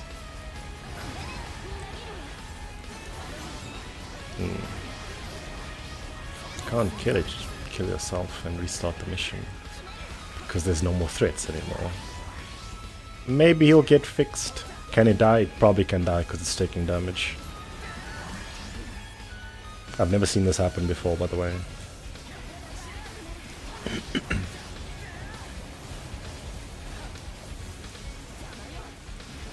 Actual origami dummies would be nice. But I only have one, the fuck is it called? An axe raider in the training terminal.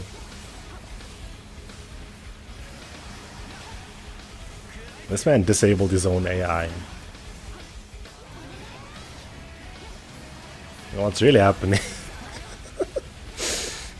What's really happening, Ra here? He's AFK because his mom called him to take out the trash. Ra, man! Come now! Stop playing your little games!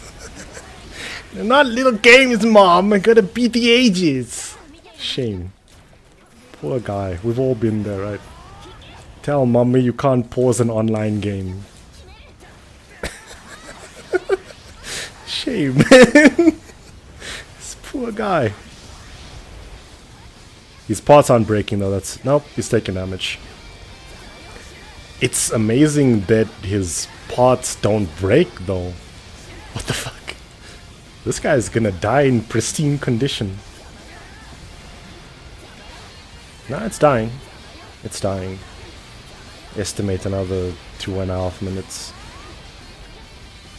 Rate is pretty small for burst starts. Yeah, having changeable options because they only have the zygote and that thing. But I forgot how to change to the Zygote. But like large sizes, dummies of large sizes, medium sizes, that would have been cool.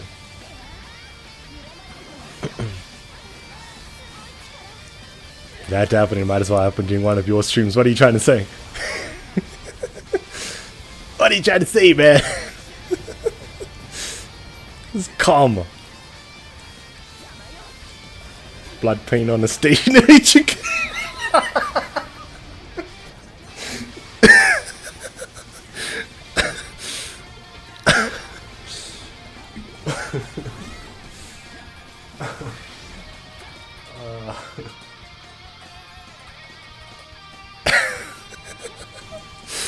It's been a long day at work, man.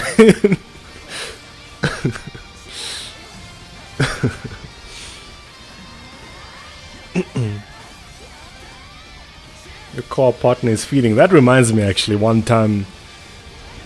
It wasn't as laggy as this. I was playing with JP players on PS4. We were doing this mission. And we were doing the clone ignore rule. And I shit you not, I saw the clone run for food. That's not supposed to be a thing.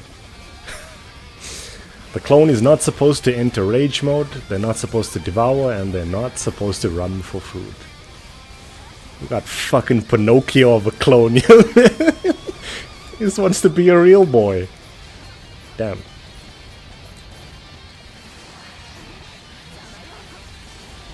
Wow, way to trivialize this mission. This must be the work of an enemy stand. Nah, he got called, man. He hella got called. He's begrudgingly taking out the trash now. He couldn't explain to mommy that he couldn't pause an online game. You hate to see it. The same time it happened to... I think you might have been there. I was confused. It's almost dead. It's below 5%. Hey, my estimate wasn't too far off. The question is, will it die? If it doesn't even have bond breaks, does it have a death animation?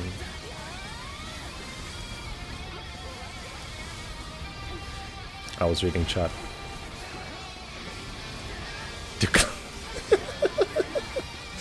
To clone's dream of the electric. His controller died. What if he unstucks on 1% health? Yeah, he's gonna unstuck and do all of the attacks that he hasn't done up to this point all at once. He can die. It was a 3-minute estimate. Close, close. You, damn, 10 minutes though, that's hella fast. This shows what you can do with maximum APM. This mission usually goes up to 15.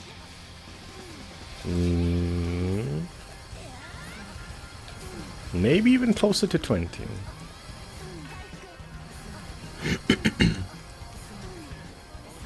I want to do this mission again, but I kind of have this thing where, like, what if he gets stuck again? We've been conditioned. What if he does it again? He's done it once, right?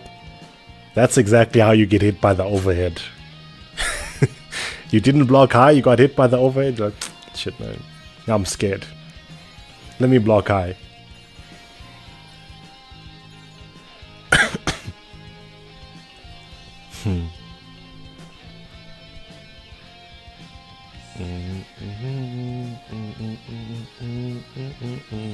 This VPN crash. I'm gonna pretend that didn't happen. You still good to playing? Thanks for playing.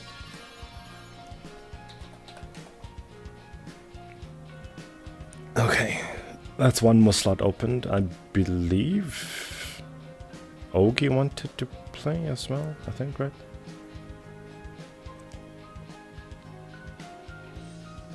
I think. Oh, one day foul, need to rehost. You actually would. Still down, yeah. If need for slot open. No, I mean just a +1. Nice jacket. I like the eye color with the hair color. It really pops. I was actually looking at the characters, the created characters in this game. You can actually make some cuties, man.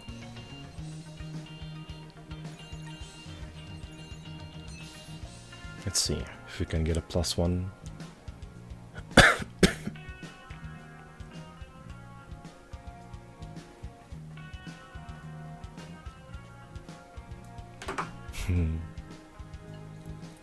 Why did that have to happen on stream?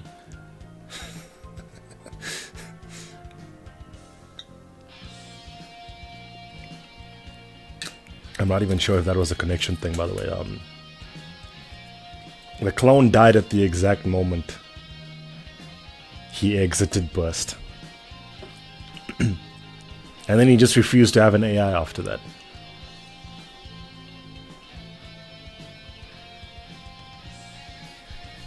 Can play with 3, I don't mind. If there's anyone in live chat who's interested in joining, now is the time. Playing on PC. Oh man, my neck is stiff. You can probably hear that. This mic picks up everything. We're playing Horde. Horde mode was cool until they asked me to defeat, what's that guy with the golden shield? Maker something. They said I must defeat that guy with just a combat shotgun. I was like, what the fuck is this shit? Archvile with DLC mobs. That sounds fun. It's all fun in games until you use the randomizer and then a spirit possesses a Doom Hunter. I didn't want to play the game anymore. I should have recorded that one. It was I don't even know, man. I couldn't deal damage to the thing. I couldn't freeze it. I stopped using the Eternal Randomizer after that. I was like, wow, this is fucked up. We need the balanced one at least. Hey, here's a good song. Careful, I got you.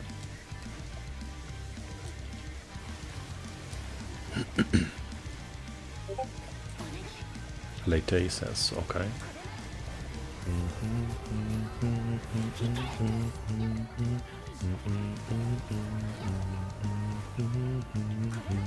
Never give up. Kill the clone or spare the clone. Because they don't want to make things too hard, you can kill the clone if you want to. But typically we play with clone ignore. Well, I do at least, but that makes this very hard. Because all of a sudden there's something that just pesters you the whole time and you can't even devour because this asshole's just biting you. But you gotta have the heals on point, yeah.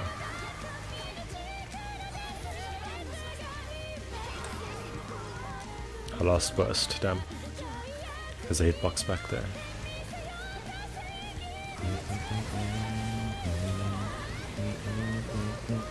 You don't make with the shotgun. Yeah. I know what you're talking about. So the way that wait, how did we start talking about Doom?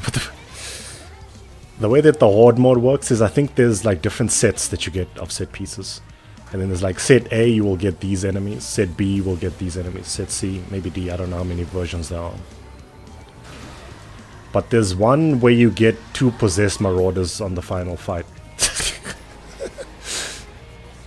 I don't want to do that. I think they possessed or they have a spirit or something. It's like, nah, fuck this. That's unsafe devour. I didn't see that.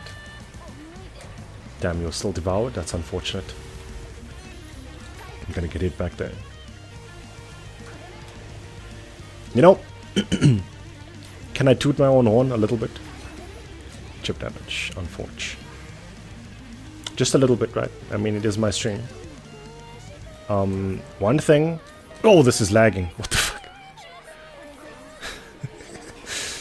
One thing that I was always kinda... You know, like, I never got to show something in the whole time that I was recording videos for this game. I'm actually very good at playing support in this game. Let me say competent, but... Depending on the mission, of course. I have origami that I struggle with as well, but most of the... That's why you don't say very good. Exactly, that's why. Talk shit, get hit. Yo, that almost got me. But anyway, I never really got to show no videos of me being clean with the guard heals, for example.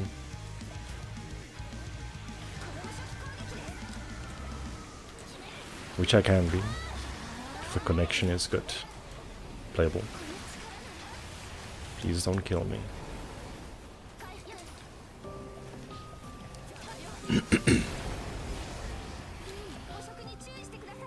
Oh, right. Can be arranged.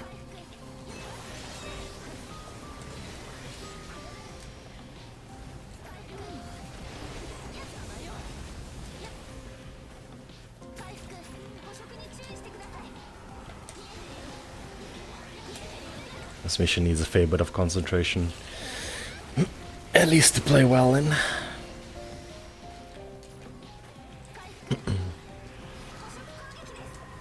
Becomes harder to talk.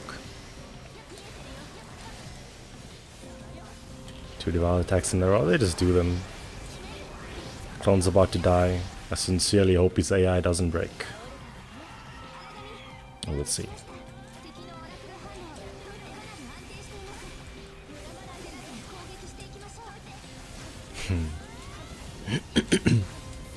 I probably should have said this earlier, but if again, if you're just joining the stream, this is part of a tentative new series where we might be doing weekly GE3 net play, rank 1 net play. If you're interested in joining, check the pinned comment and join that. You might find some people playing on your platform. But the other thing that I wanted to I'm so bad at marketing them. The thing that I wanted to say was, if this sounds like something that's interesting to you, if it sounds like something that you, even if you're not going to play, if you just want to pocket watch every week for, I don't know, however much time, then you should probably tell me. Because like I said earlier in the stream, you would be surprised how much of a difference feedback makes. Not just for being able to produce things of better quality, but also in terms of being able to motivate yourself to continue doing things.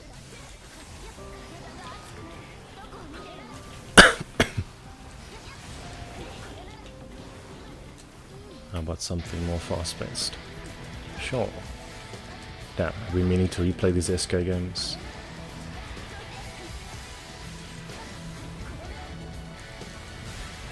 I'm not sure about weekly yet, but we'll see. Mostly because I don't operate too good when I'm on schedules and stuff. Because very spontaneous events can happen. Sometimes I'm just not available on the weekend as well, so I'm not sure if this will be a Saturday thing. Maybe it'll be Friday sometimes, maybe it'll be Sunday sometimes. We'll see. Sounds pretty interesting. Okay. Got it, we have tuned... What does that thing say? Got it, will tune your recommendations.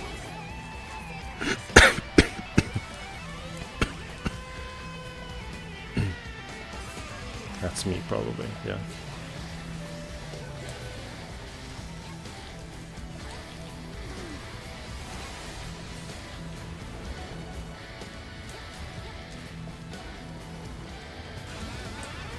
One out of 2.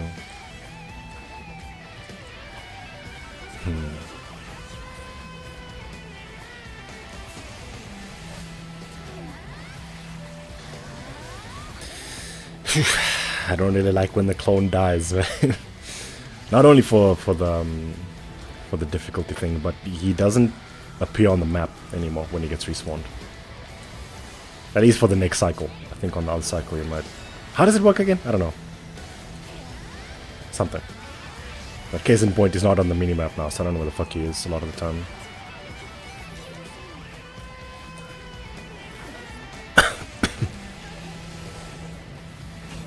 Scary, there's things happening behind me. Hey, head broke. Hey, arms broke. Those balls are gonna be destroyed. Probably.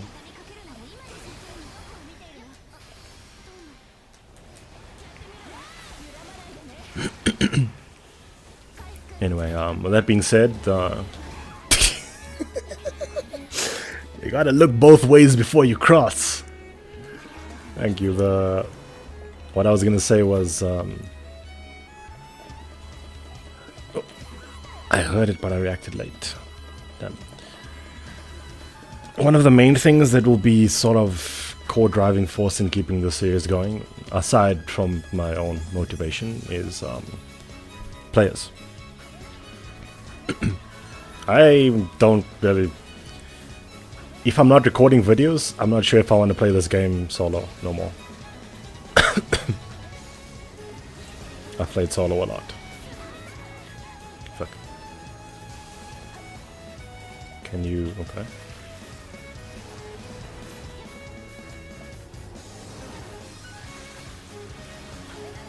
So like, if everyone had to leave in the stream, all the players, I'm not sure if I'd continue. I could probably instead work on fighting Aragami that I struggle with. That would probably be a good idea.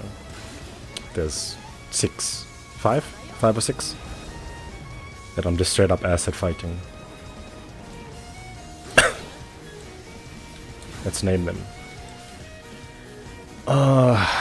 Chiyu, Borg, Marduk, QB, Congo a lot of the time.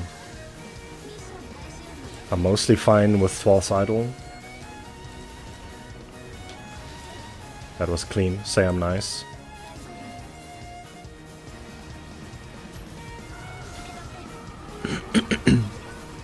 Is that me? That looks a lot like me.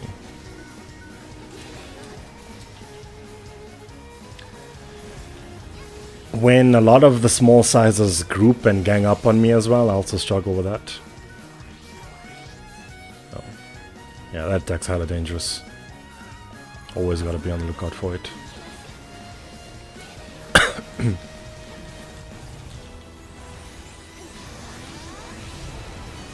Saw it? Yeah, saw it.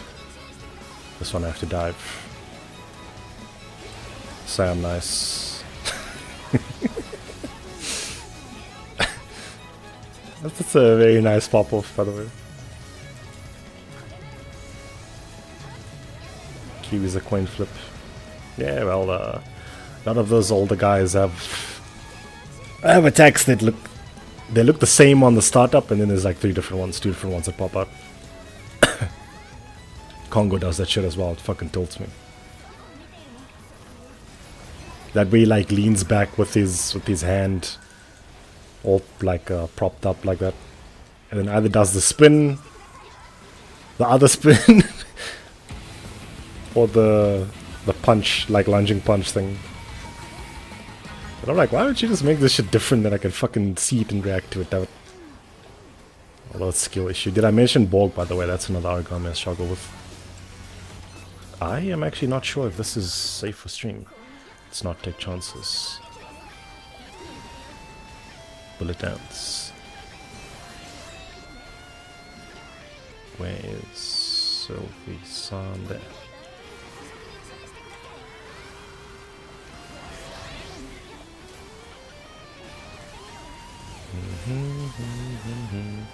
Careful. Nice block.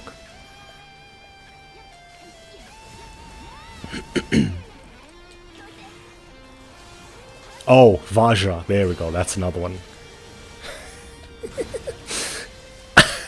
Vajra caught me by surprise, man. I thought I was competent. We were playing... what's that thing called? Revelry? The mission where you fight all the flagship motherfuckers. And I was like, it's just the Vajra, man. Big cat. Easy. I got this. I got fucking murked. Like, damn, all endurance gone. Fucking first Aragami of 6. You are free. You are so free.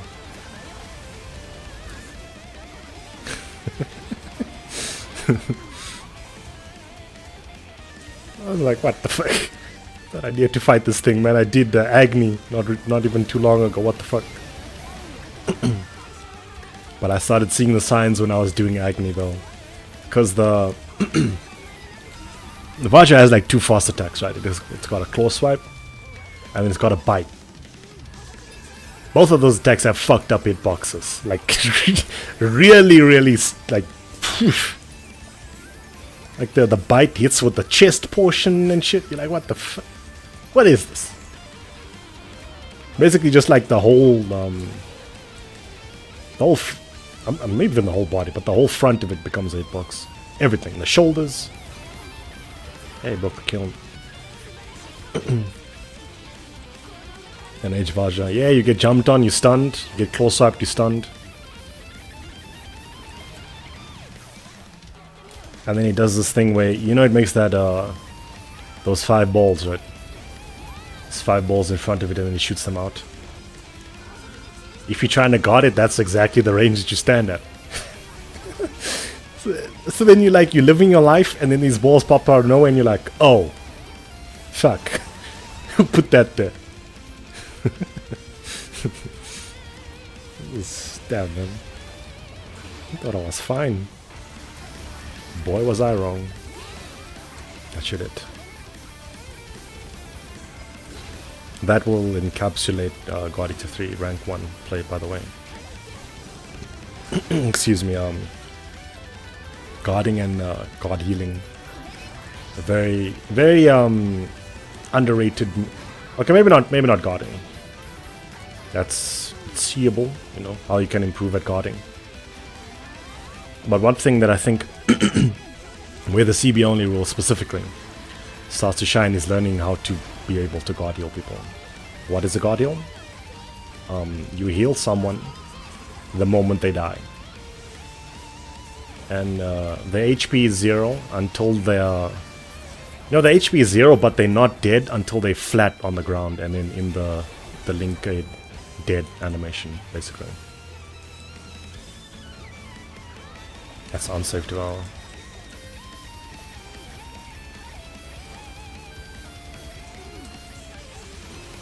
So you can save them all the way up until then. And becoming competent at teamwork to the point that you can examine battle situations and... Nice. And see when someone's gonna die and be prepared to save them. It's very stimulating and fun. And something that you will probably never see in normal play. That is not an exaggeration. Normal people use items, right, when they play. People don't really get one shot all that often as well. And when you die, you typically die once, and then you get saved. You know, you're not like fighting for your life every moment of every mission. Like this is one shots actually. That's why we're not really pumping. Well, at least I don't really pump you full of healing in this class 30 mission specifically. Because everything's a one shot, you get one shot from full HP. You get touched, you die. You get tapped, you die. What HP can save you with is chip damage. But even then, not so much. That's another unsafe development. Oh, nice block. Hard to tell with lag sometimes. It's below 50%. We can make this. It's gonna be a bit tight, but we can make this. I feel like you can get an inkling if it's very early on, the Devour kills you and an NPC saves you. Yeah, it's the same concept. But it gets... I'm allowed to use the D word. I'm allowed to use the D word to describe something in GE3. It gets a bit deep, because depending on the player's death animation, it influences the amount of time that you have to save somebody. Think of it like this. If someone takes a hit that will kill them, but they are double jump height. You've seen what that death animation looks like, right? You get hit out of the scare, and you... Out of the scare, what the fuck am I saying? You get hit out of the air, and you fly. That's unsafe. You get hit out of the air, and you're flying. You land on your back, and you tumble. And you can be saved throughout all of that. However, if you are on the ground, and you eat Hannibal's backhand attack, that is the fastest death animation there is. That standing one where you don't get knocked back.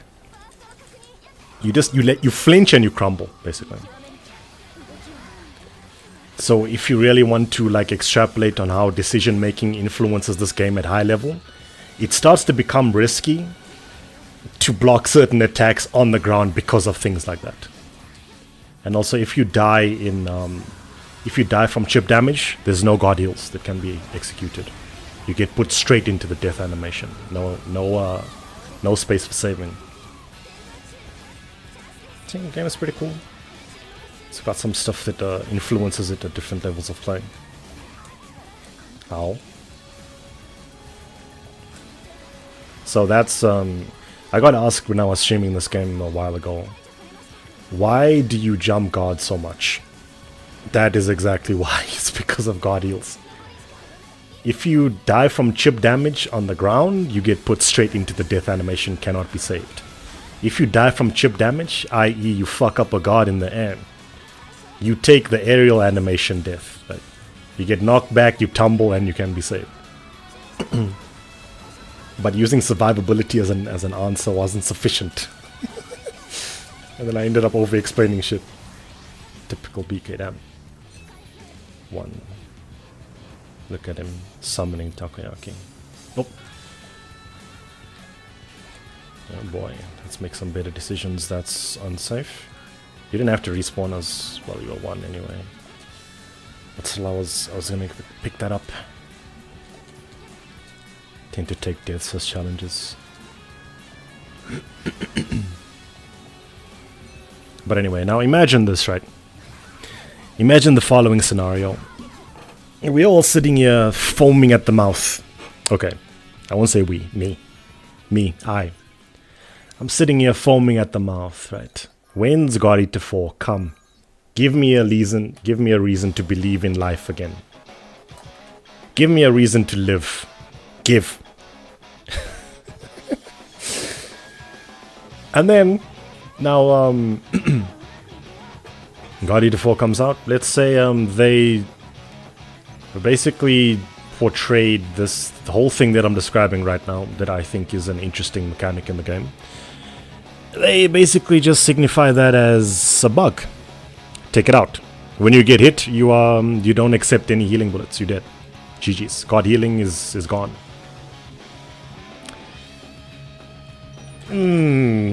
Would the game... the assumption is that it's going to be similar to this game, right? So, if the game is similar to this game, and they manage to patch something like that out, if rank 1 play still becomes the meta, will it be as fun? Is the kind of useless thoughts that I have at night sometimes. You've been there. Thank you, you've been there. You know exactly what I'm talking about, right? Imagine God Eater 4, I'm trying.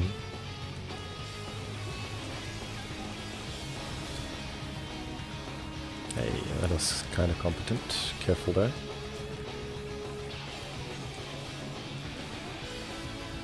Anyway. I'm not sure how much more energy I have in me, man, but I will try to be back next week. I'm saying this now in case you jump out before I end the stream. I will probably... Ow. I will try to be back next week. Maybe Saturday or Sunday. Maybe Friday. We'll see. If there's players playing. Like from a small God Eater 3. Your support is very good, by the way. Nice. Talking about Thunder-san. Oh, it's me. Oh, didn't think it was me. The target for the aggro, I mean. Just got caught napping, basically. Scary. I can handle that. Probably.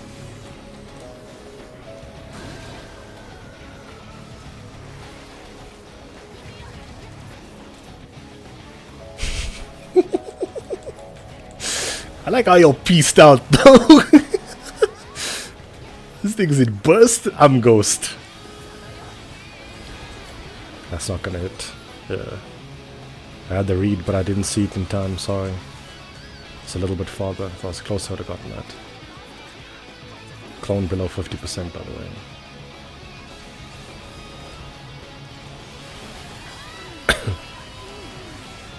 Hiroshi tweeted about a new game in development. Isn't it that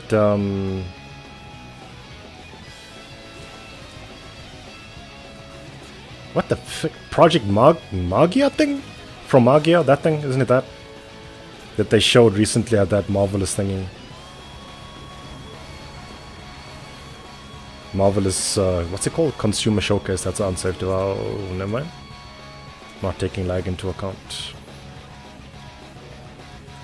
I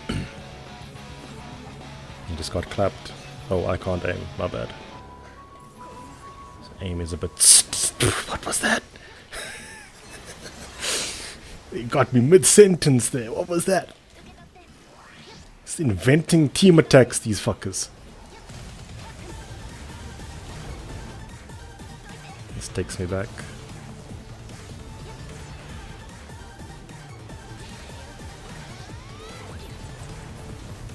Oh.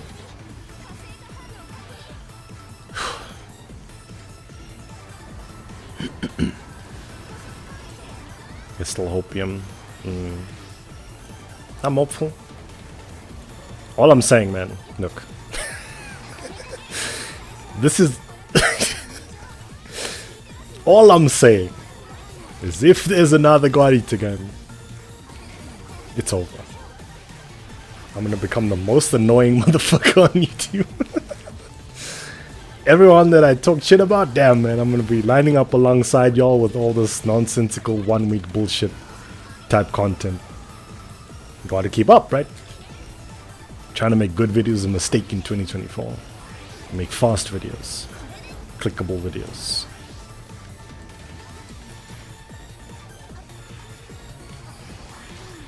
We're talking about day 1 builds and stuff. I'm not even done story yet though, I'm telling you what to do in a build. The classic. But we'll cross that bridge when we get there. But as it stands, it doesn't seem like the bridge is gonna exist. And it's Resops 2, oh boy. Third phone game, what could possibly go wrong?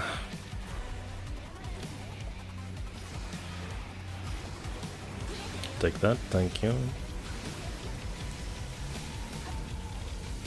Damn, I haven't heard the song in a while. As much as I play this game. I usually mute the BGM. You good? Okay, I'm just looking. I like to look. Looking is free, right? Unless you're in a... Shh, don't make that joke. It's dangerous, man.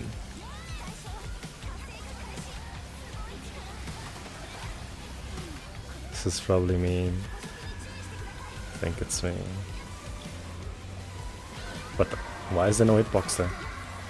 Alright, the classic.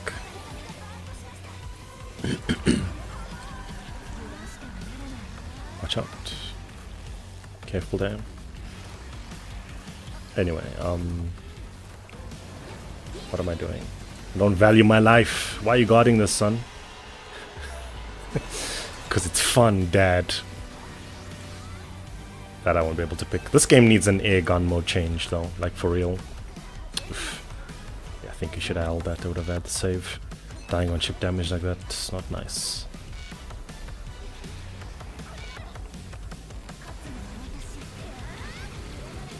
You good? Nice dive. I've tried that exact dive and got mauled. It felt dumb. Like, didn't I space this shit properly?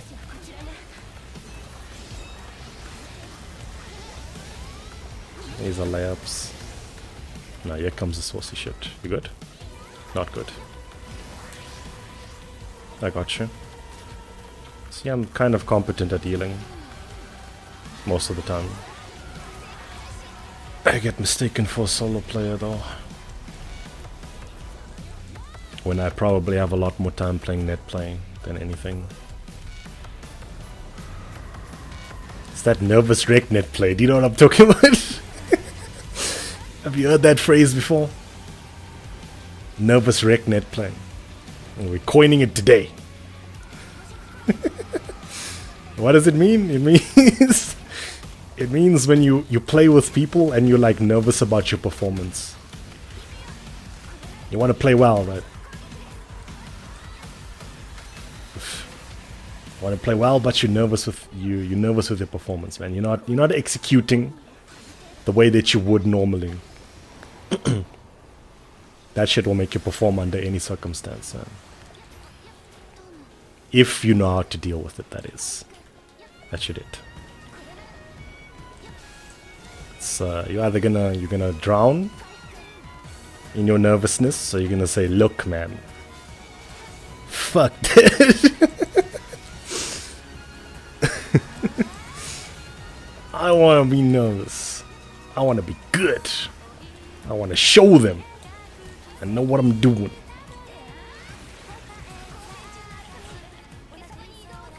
Hell, maybe you even had that before. In some capacity. Lord knows I have, man. Playing with people hella better than you. That was me in the trenches. Any wishlist if there's a GE3 title upgrade? I'll be down. That ship has sailed down. This game is just over 5 years old. How did you die? What? Oh, you traded. That's so unfortunate.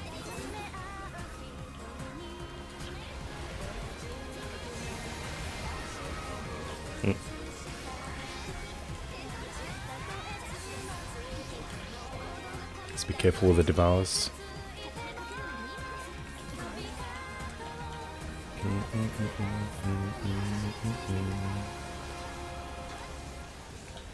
Alright, this part of the devour doesn't work.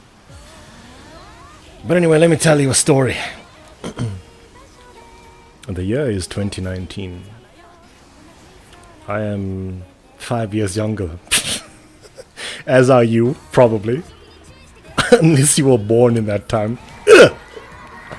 Why me? It's out here trying to live my life. Thank you.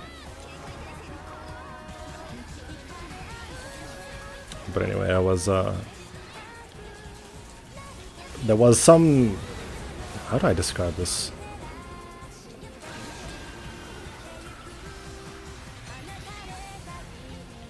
It's kind of it's probably anyway, it's very like common thing, right? But there was a lot of elitism in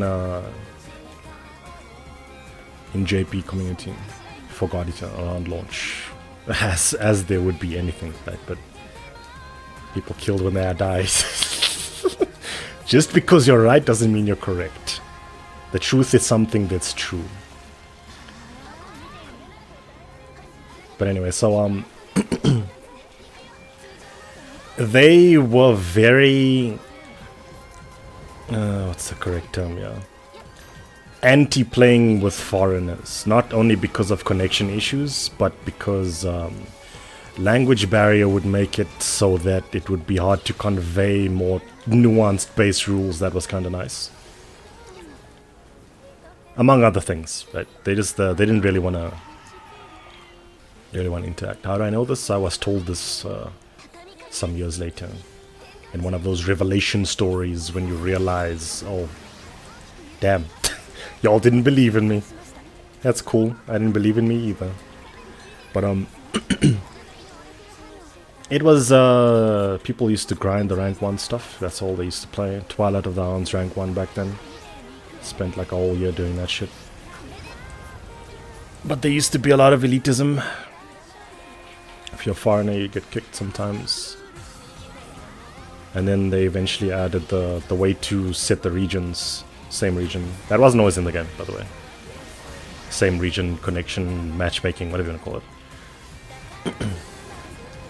But that's when you play some, what is the term I used? Nervous multiplayer? Nerve-wracking multiplayer? Nervous wreck multiplayer. There we go. You play some nervous wreck multiplayer, man. You're already being oppressed just on your region. Look here, man. Ow. Look here, I'm proficient in the Japanese language. That's how I got you. I think. I can hold my own in these conversations. I'm funnier than a lot of y'all. However, can I keep up with them? Is a different story. Damn. Some of those players are fucking good. Like, A lot of the time, when I get compliments, I tend to be annoyingly modest about them. About people like, yo, your videos are cool. Yo, you're so good at this game, etc. I'm like, nah. A lot of the reason why I say that is because I played with some of those players. Didn't I block that? I mean, okay. But anyway, some they like trust me when I say that they're like fucking good. Not all of them still play though. A few still do. There's a player called, well, names don't really matter, but there's one that's he's probably the best short-played player I've seen. He was one of the first players to get 4,000 hours, so we all called him Yon Sen-san. For 4,000 hours, son, damn. But anyway, I was, learning a lot. Trying to improve. But there's always this nervousness you have, like, damn. I kinda gotta perform here, right? Not because I feel like they're gonna drop me from the team or nothing like that, but... I gotta do this for you, motherfuckers! I gotta show them, and damn, people in the world can play this game. Y'all don't even appreciate sitting there in your Discord talking shit about... You don't even know the lengths I've went to bridge this fucking gap. Shake my damn head. But anyway, sarcasm aside, it was it was a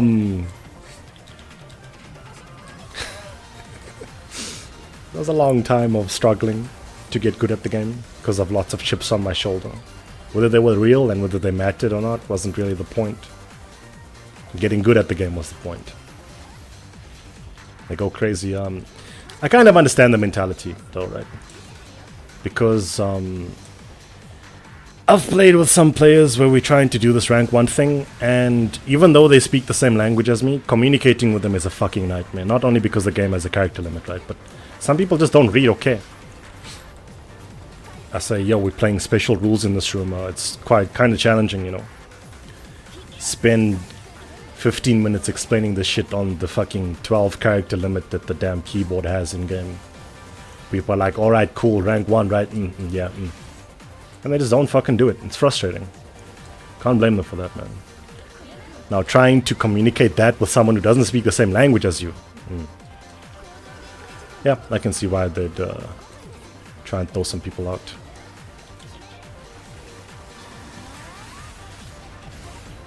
But there's this one time I remember this very probably fight Hannibal next, but there's this one read you can do on Hannibal, right, where you know, he has this attack where he engages both of his blades and then he strikes like 5 times. The Blade Storm, I like to call it. It's a very like big AoE attack. Only does it when his boost is up. No, when he's enraged. If you stand a step distance away from the shield on the outside, there's a blind spot there. And you can basically charge up a Devour. And not get hit. It looks clean. I've done it in videos probably. Master. It makes it look like, damn. You just knew, you knew everything. You knew that was gonna happen. The lunch break. You knew that was gonna happen. You were in the right positioning for it, everything. But to players who watch you play, that's what they look for. I often bring this up when people say that they don't like that the game doesn't have predator styles, right? But the fact that the game's devouring system is so rigid encourages you to have knowledge of when to devour safely. Oftentimes when I play this game, you hear me comment on other people saying that's an unsafe devour, it's an unsafe devour. It's the same thing, basically. I'm looking at your decision making and I'm saying, I don't think that was the right call there. It's a bit risky.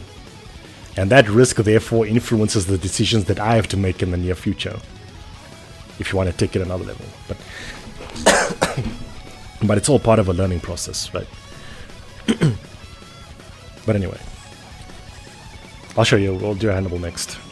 46 if it's open. Wait, no, I think we capped at 30, I believe. Well, there's a TA. There's a TA. Okay, looks like we're gonna... Yeah, I saw the messages now. Thanks for joining. I hope that you had fun.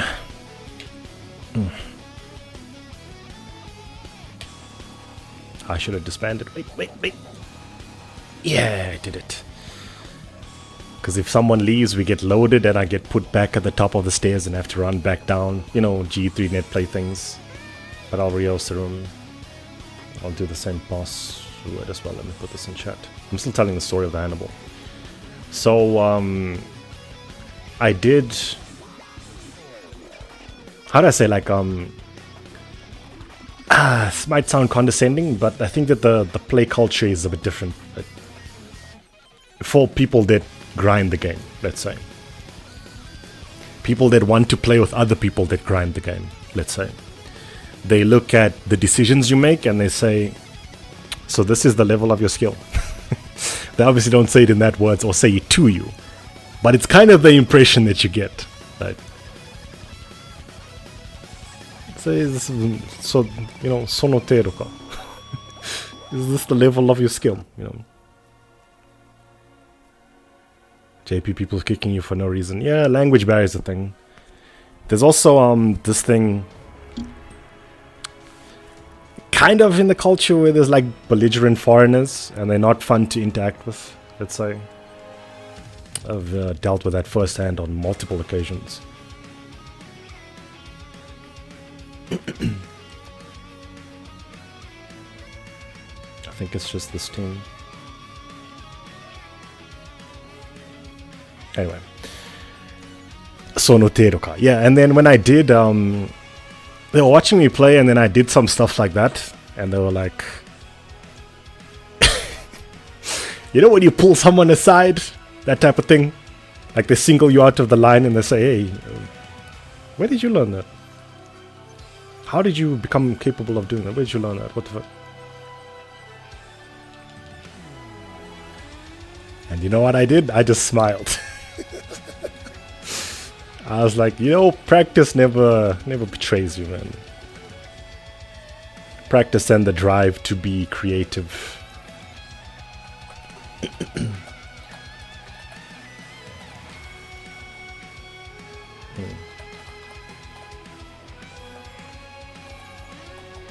Going through all the rules, but after that that's when I kind of got, well, among some of the rank 1 players, kind of got accepted into the community. I don't like saying it like that, but it's kind of what it was.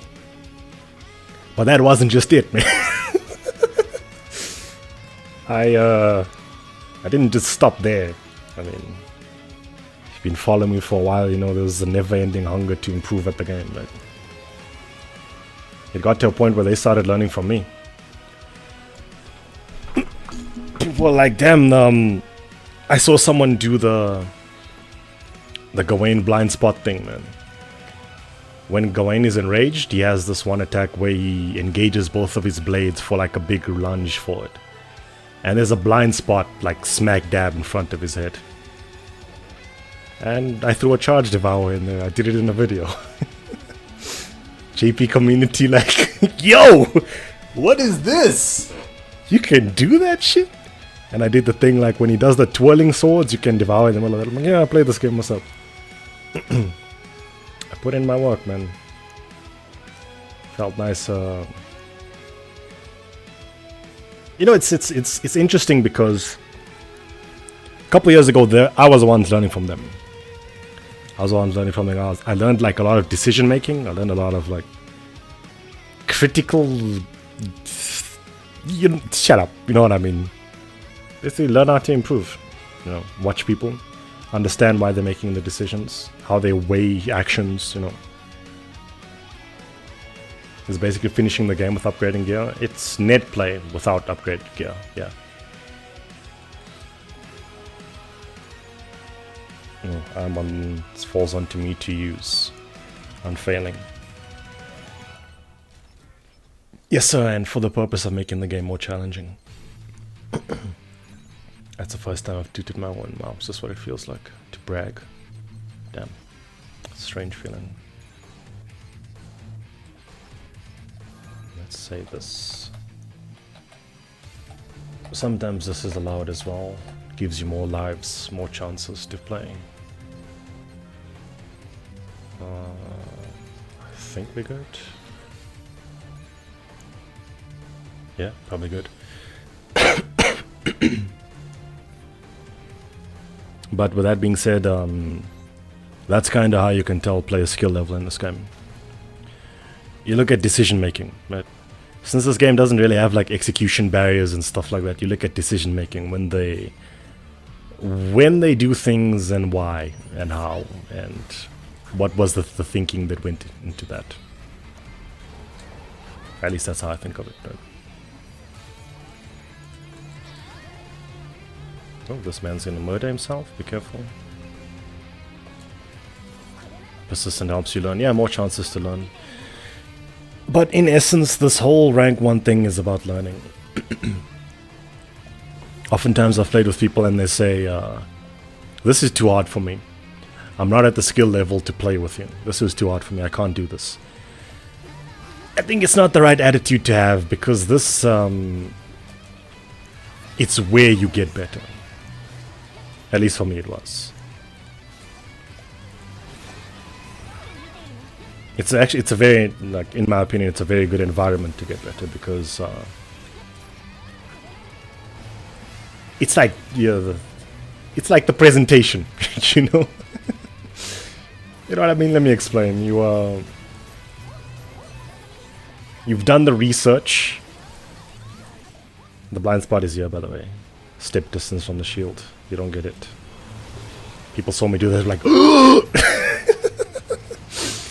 I saw the tweets though, like, damn, this gaijin really did that, huh?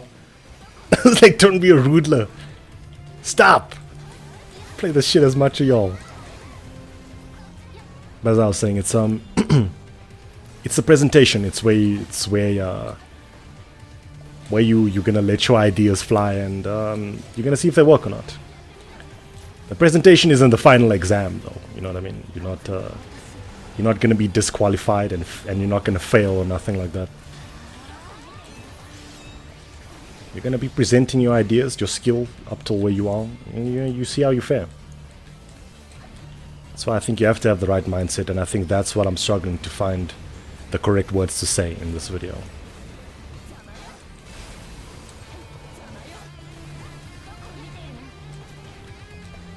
This baka guys, you nearly did this. Nah, I put some respect on my name now. Took me a while though. It's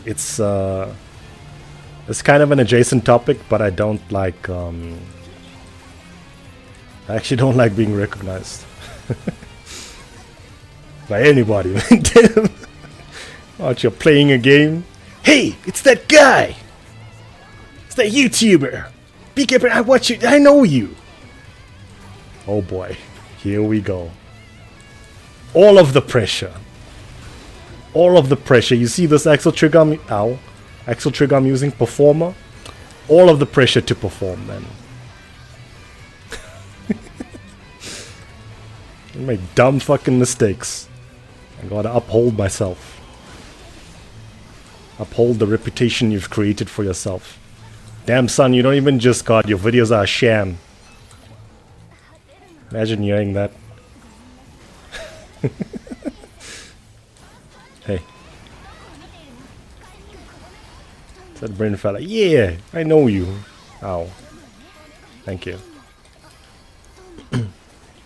Which is crazy because I was playing with some I'll skip this one. I was playing with relatively new PC JP players. Nobody knew who I was. I was like, wow, this is great. This is so fun. No nervous wreck full gameplay. Damn. Is this what it feels like? You just perform. What the fuck?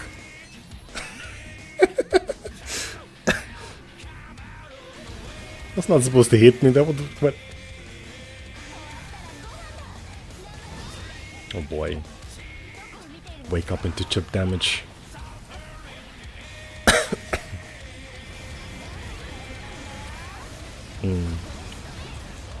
But anyway, I think this was getting probably to a lot of people as well. But when COVID hit, you still started, you know, like reflecting on things that happened in days past.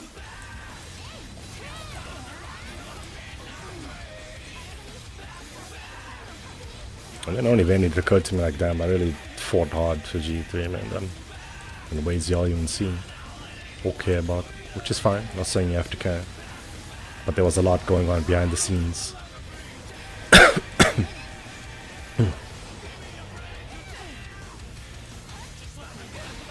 Surprised I didn't get it there. Gotta head out. Hey, thanks for kicking it. Hope you have a good Saturday. How long have I been on? 2.5 hours.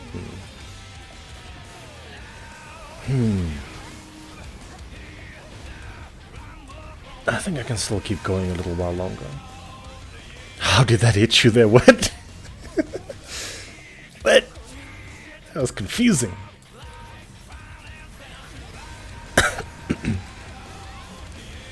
I almost did this last 2022, last year. The sort of weekly type events for GE3. Actually, an idea I had for a very long time, but 2022 I was like on the cusp of doing it, and then I said no. And honestly, it's probably better that I didn't. If I were to give an explanation, I'd probably just say that I wasn't really in the best place mentally. We'll have days like that. Months, years, you know what I mean. How do I defeat the blue armored baron so fast? It depends on what they give you. If he's priority in the attack chain, i.e. if his friends aren't doing anything and he's allowed to attack you, then he'll give you the... You know the green light that you can use the ballista or the PB on, and then you can shoot that and then his armor comes off. And then you can ice bomb him if you're not confident that you can kill him before his armor comes back. But usually he just becomes a normal baron after that and you can just lay into him. Alternatively, you can... Maybe I'll explain this later. It's gonna take a while, but there's tech that you can use with the plasma gun that kind of melts them. I'll explain later. I'll show you a video. Just remind me. So the tech part is what I'm trying to use, and it works a lot better because then you can kill them out of turn. Because like sometimes with the Marauder especially, you're like waiting for them to do their shit so you can counter them, and then other enemies take priority. Like, oh fuck them. But I think the game is kind of like that. It wants you to make decisions in the moment and not always make the same decisions in the same order. So if you see a Marauder and you expect that he's gonna attack first, if he's with some other enemies, honestly, sometimes he'll just chill. You don't have to chase this guy, by the way. Animals have very good hearing. I can hear you from here. I don't think they used to have such good hearing, actually. The only thing with the hearing is that they don't chase you, so they'll go to where they heard the sound, so they won't follow you all the way.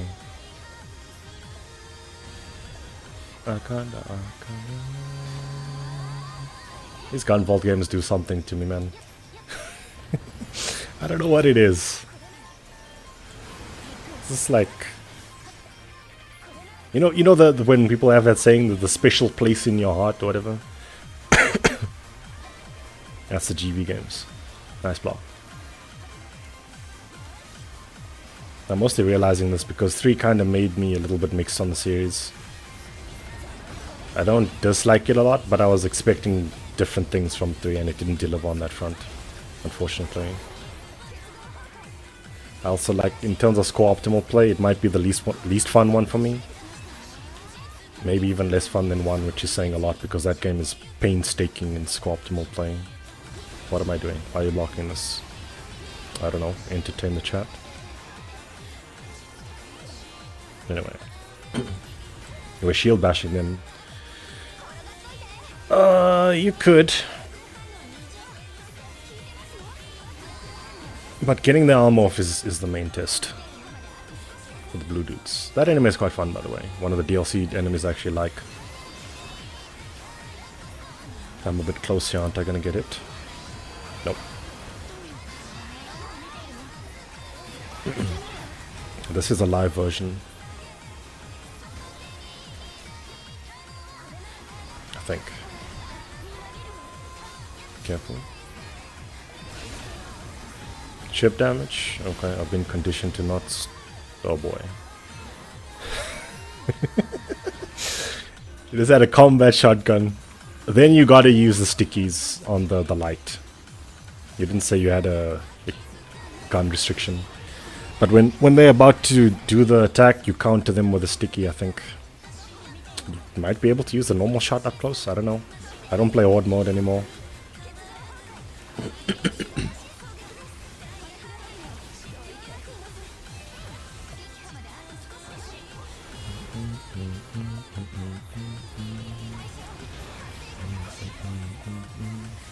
This is reminding me I don't have the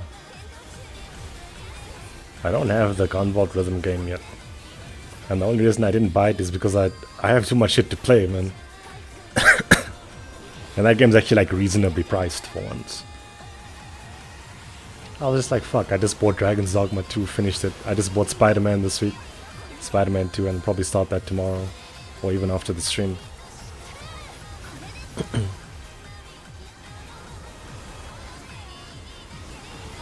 And not enough time to play all this shit. Still in the middle of playing Fire Emblem again. 3 houses, that is. Gotta do a mandatory. I saw it happening. A mandatory search. The live songs are pretty good. I think there's a couple of lives that I haven't heard yet, unfortunately.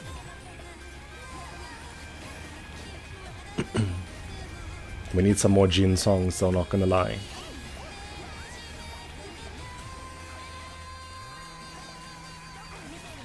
It's going again.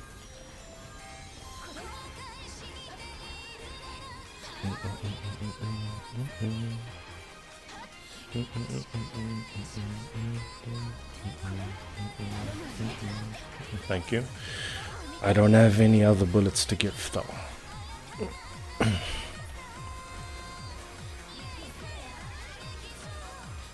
That sounds... No, it's good. Yeah, thought you'd be able to walk.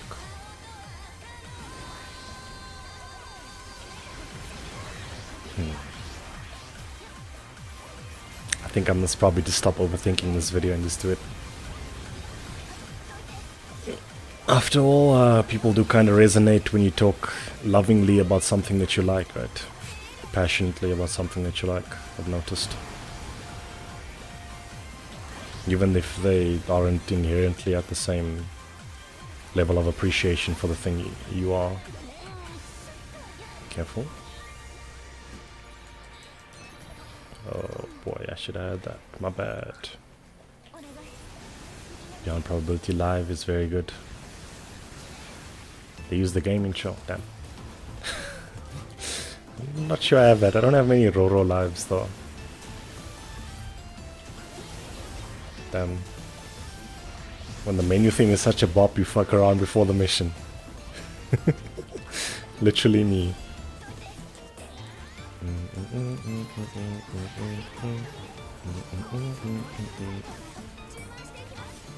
Did I use the unlock FPS mod? I haven't. This is running at just 60. If it looks faster than 60, you might be a PS4 player or Switch player. Those ones run in 30. I was primarily a PS4 player for most of my life in this game. And then jumped on PC and I was like, wow, I can't run this shit. I played it like 16 frames, man. The dark timeline. Send help. And eventually got a decent rig. Now I can play. I could probably play uncapped, but I don't think that I want to or need to. Mostly because I still want to play on PS4. The higher you go in frame rate, the harder it is to adjust to a low one again. I was already having this problem when I played on PS4 recently. Fuck, the wall is gonna make this awkward, isn't it? Might actually just get hit. Okay, I believed. Sometimes if you believe hard enough, it works. Unless it's got it to fall. Then it doesn't work. You just cry. Deeply. Nice. I've been feeling a GV2 replay, by the way. Actually, I want to do score runs for all the games, but just like at my own pace. Because that... Look, man, I'm no musician, but it feels like doing score runs in those games feels like doing the perfect composition of a piano piece or something. It takes so much effort, so much recording, so many takes, so much trial and error. And then when you get it, boy, does it sound clean. You know what I mean? It's Shiki's theme, right? So I've been feeling some SK replays. Can we break this fuck? Oh, right. Says the guy with Rampage and Comet. Sorry. I'm slacking on the job, yeah? Not bad. I missed. Trying to break this guy's backpack. Oh boy. Oh boy. I like how he says nice when I fuck up.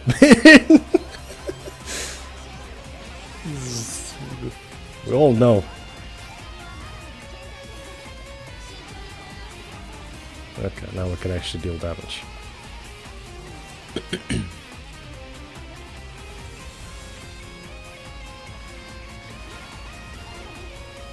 Let's ask Dalton. I think he's working now. He might join chat later. I think he plays with the uncap. FPS uncap. You're gonna do it again? No? Okay. This attack also has a blind spot. Yeah. It has 4 blind spots actually. On all 4 corners. The whirlwinds kind of spiral out from the epicenter. Anti-clockwise. If you're facing him from the front. Information that I was gonna put in the Hannibal guide that never materialized. You hate to see it then.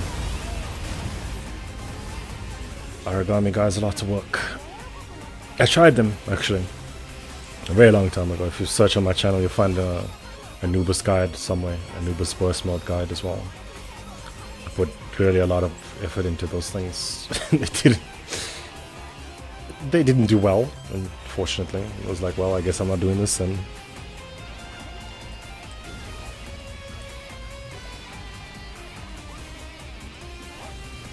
But I tell you what, though. What? Nice connection. Chain reaction. No! We're playing tag! Playing tag, but with life. You have the life now, okay. And then I die. And then I have the life now. What are you doing? This attack is scary. There we go.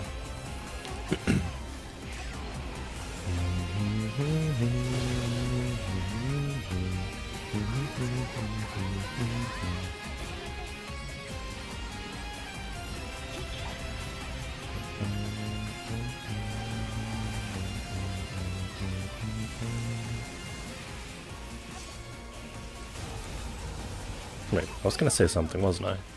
Alright, guides. Origami guides. I tell you what, if this game becomes active again... yeah, right. But if this game becomes active again, or we get, you know, the promised land of number 4, I'll meet you halfway and throw some guides out there.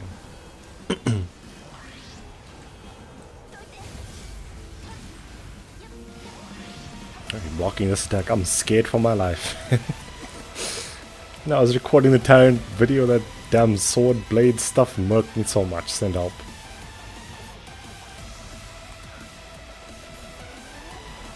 I'll block this.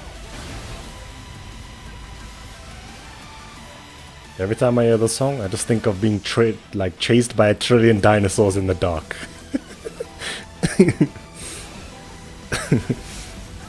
That's why I like listening to the video game BGM when I'm streaming. Sometimes you can always like picture what you were doing when the song was playing.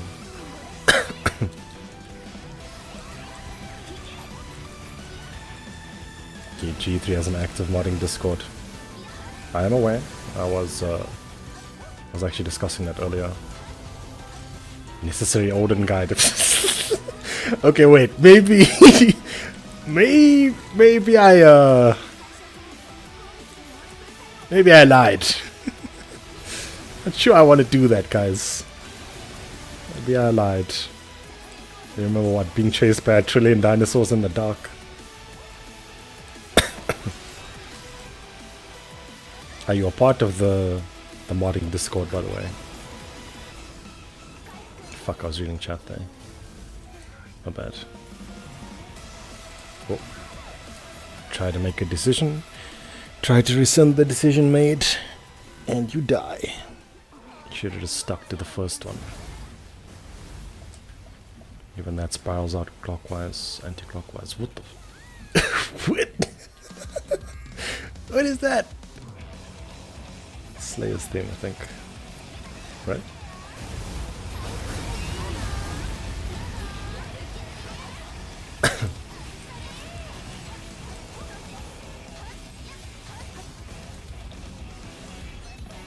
Yeah, that's some interesting lag you got there. GG's.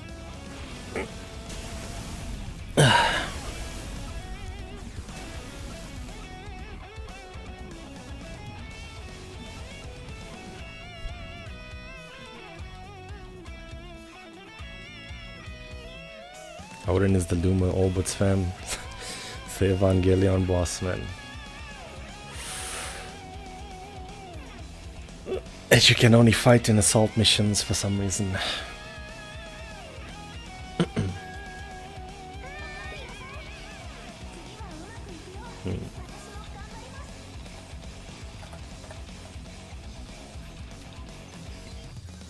Oh, but we do one more 46, and then we do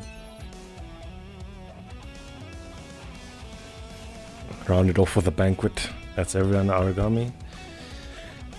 Unfortunately, yep, kinda. Why is that not very effective? I draw blanks.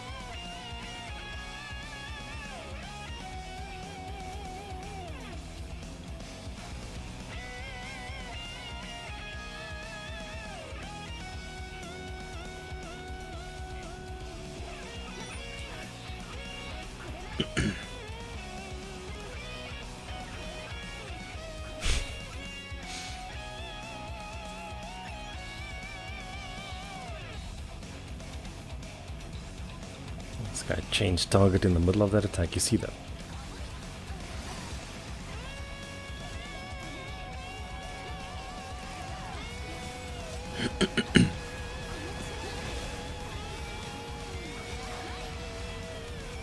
Nice miss.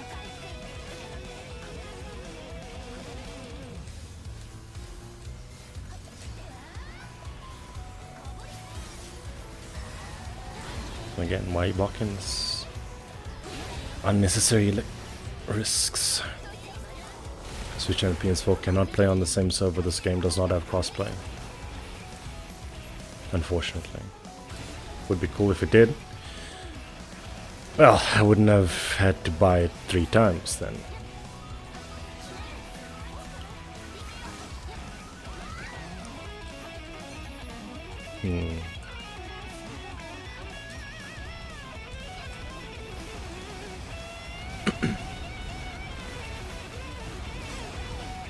I almost killed myself there.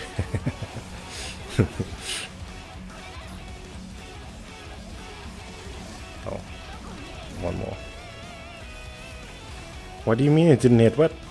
Where do the LB bullets go sometimes? That one has to hit, but okay, I was gonna say.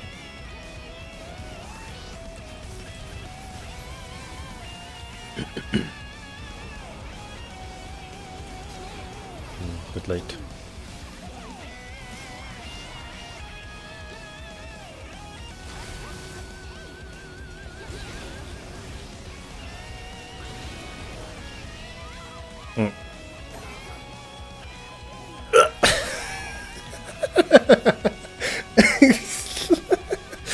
Chain reaction.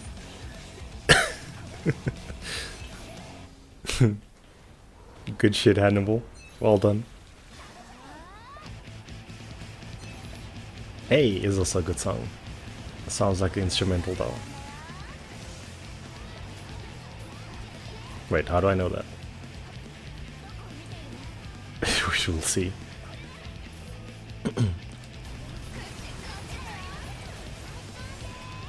It is an instrumental. How did I know that? What the fuck? Man, I listen to this that much.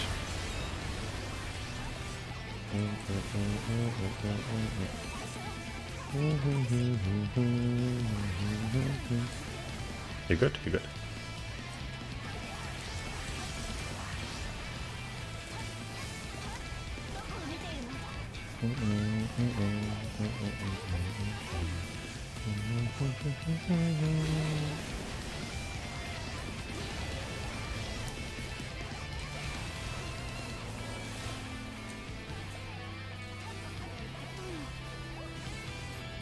Oh, okay. We're just ignoring hitboxes now. This is unsafe. I almost said unrisky. It's unsafe devour from me that time.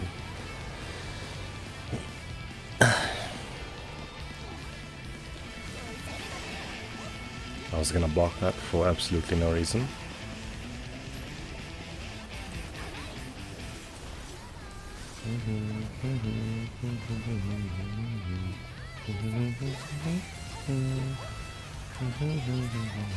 Backhand, close enough.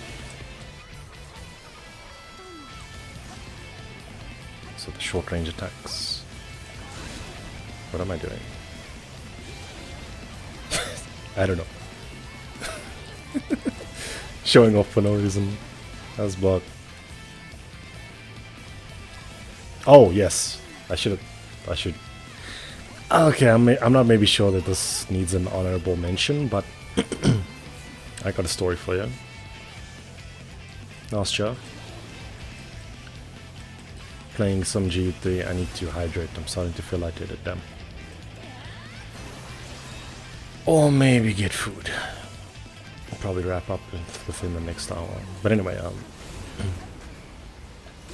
I was playing GE3 with some new player on a new player on PC, right? Name doesn't matter, but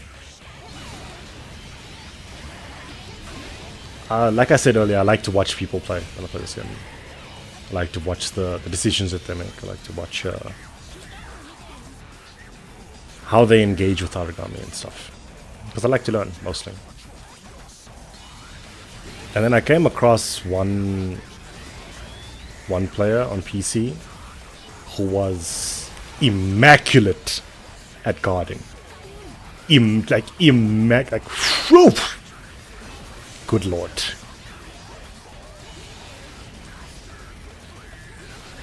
I made guarding my whole playstyle, basically. And this person was... honestly, watching them play, they were better than me at guarding. I started watching even closer to take more notes. And then I started realizing something a little bit off. Something didn't quite look right.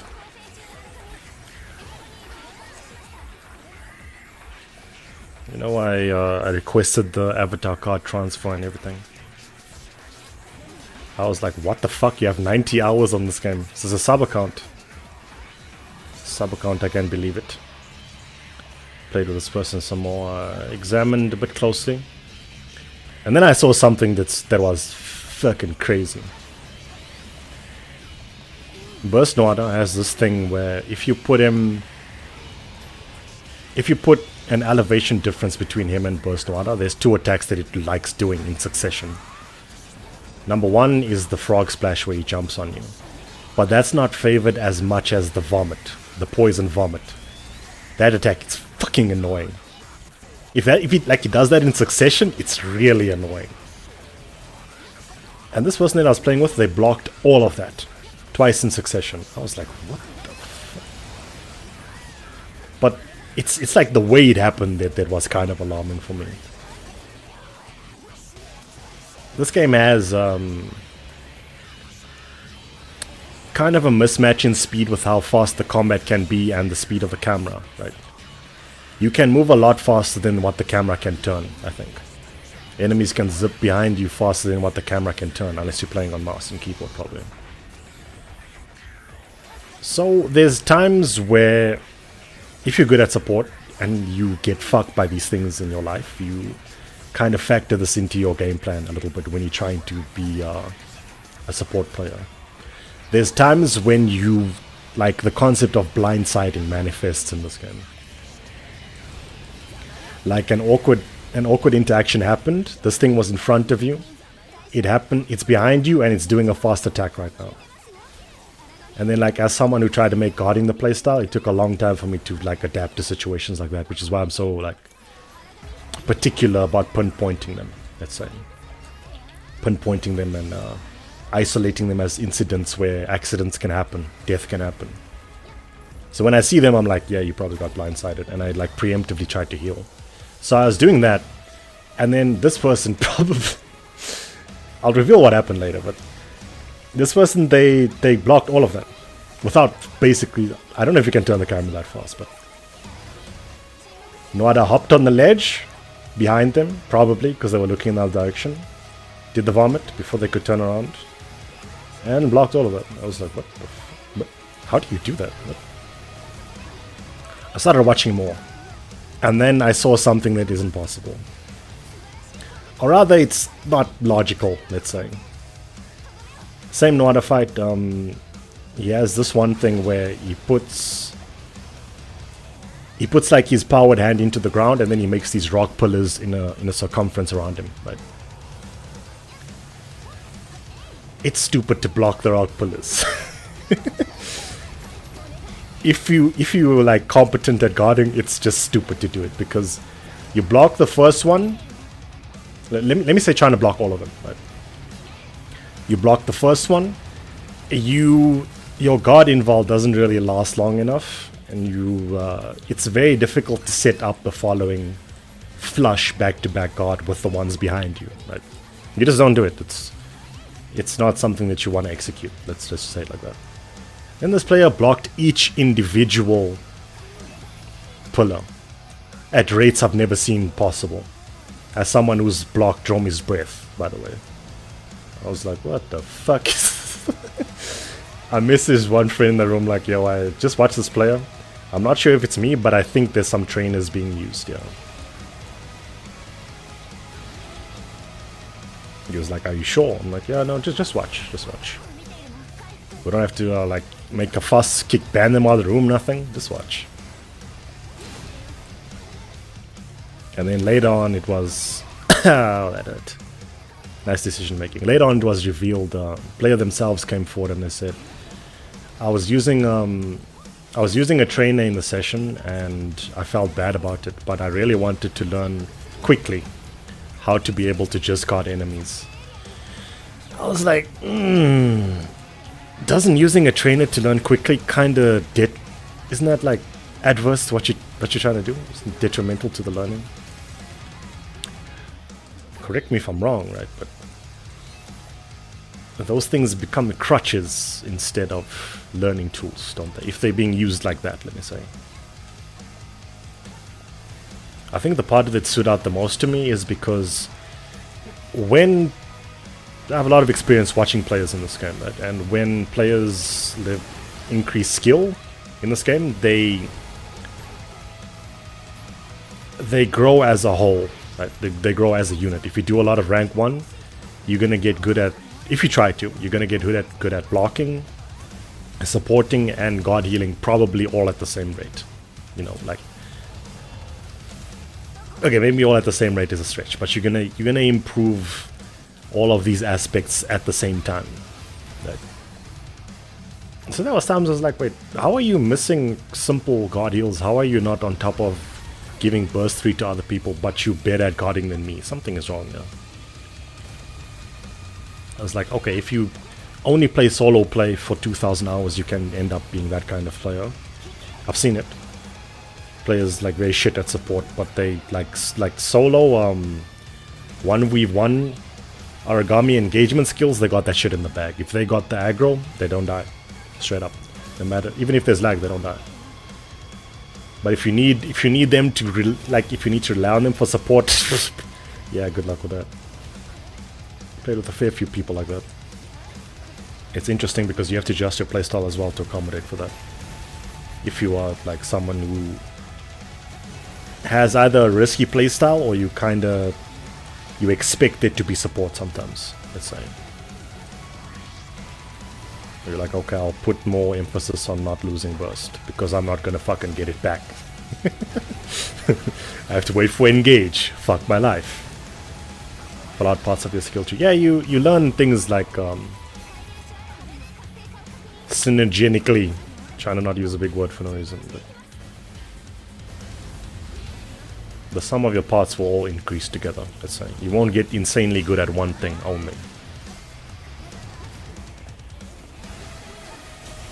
I learned how to play with Clown even though I hated it, ironically. And then stopped hating it when I was good at it. How does that feel? It's kind of fun. Sometimes. But anyway, I wanted to say that don't use trainers, please. Because the purpose of the rank 1 thing is to improve at the game. It's to it's to get better, right? I don't think that no matter how you try and explain it to yourself, I don't think that you should feel like you aren't good enough to join sessions as is, therefore you have to rely on something like a trainer to keep up. I don't want to sound cold, but that's skill issue. It's skill issue, it's also kinda... It's not really the purpose of the net play session. The Immaculate Gods was a trainer, it was a trainer, yeah. It was either a trainer or they were better, they were like twice as good as me at guarding. And guarding is basically all I do in this game. I had to leave midway, that's cool. I do tend to milk stories a little bit on stream so that I have talking topics. It'd be like that when the chat is low rate sometimes. I feel like for the trainer stuff, it teaches you things that are borderline impossible in doing. Yeah, like thinking that you can block the pillars on Noida. I mean, you can try. I did. All I really got from that was colorful cuss words. I want to get some of those, be my guest. The frustrating part is that I didn't want to make a big deal out of it, even though I was sort of annoyed that trainers were being used, mostly because I just wanted this person to play the game.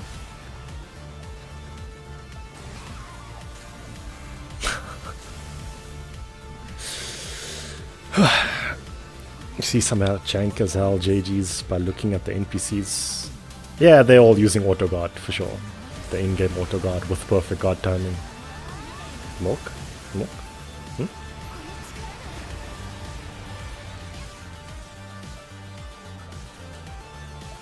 But anyway, this person, they dropped the game like the following week.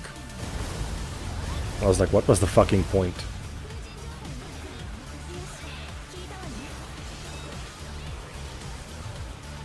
The other thing is, if you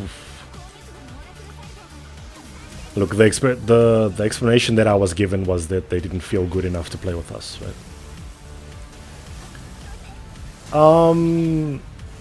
I think that I speak on behalf of all people who grind all games, competitive or otherwise, in saying fuck that sentiment.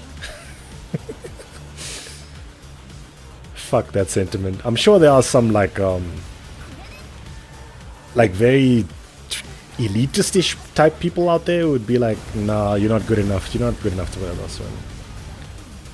But people who are like genuinely serious about playing the game, grinding the game, wanting people to play with, searching the rooms, and you cry because there's no fucking rooms. We've all been there, man. Now imagine if I must say, nah, you're not good enough to play with us. That's it's folly. It's foolishness. What I've been trying to do instead is try to offer a platform to have players, you know, have a spot where they can play and improve. Trying to, but... And also, I've fucking been there myself. Talking about I'm not good enough to play with these guys. I've been there myself. And then I said to myself, I'm being fucking stupid right now. Projecting my own disdain for my play skill level onto other players. Thinking, nah, I'm not good enough to play with these guys, man. They're so clean at the game.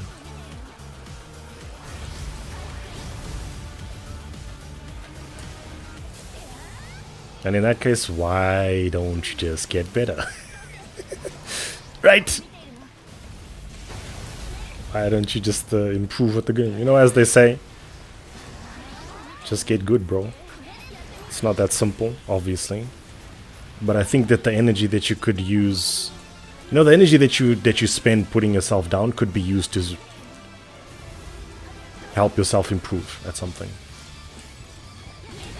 I got asked this question by a close friend of mine last year sometime. He asked me, how do you improve at these games, man? I answered in a very jokingly way, which I probably shouldn't have in retrospect. But it's not easy to make practice and practice grinding and a particular mindset that you need to have in order to improve seem appealing, right?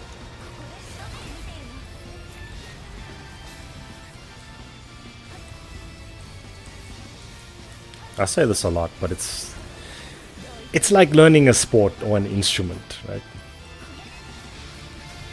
You're not gonna sit there and wish that you're better and then suddenly improve just through wish and willpower alone, right?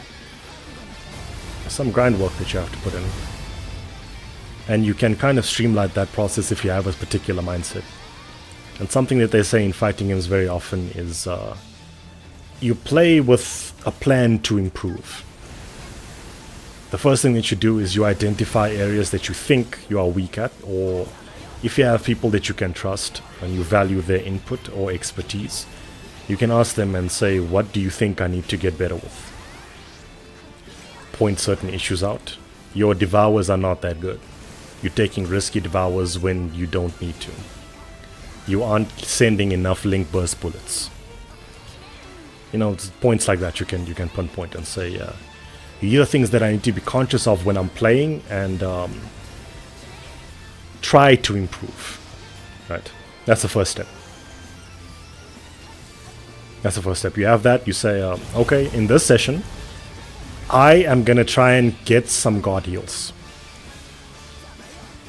And then you try things and you try to play in a way that would, you know, net you the kind of improvement that you're looking for.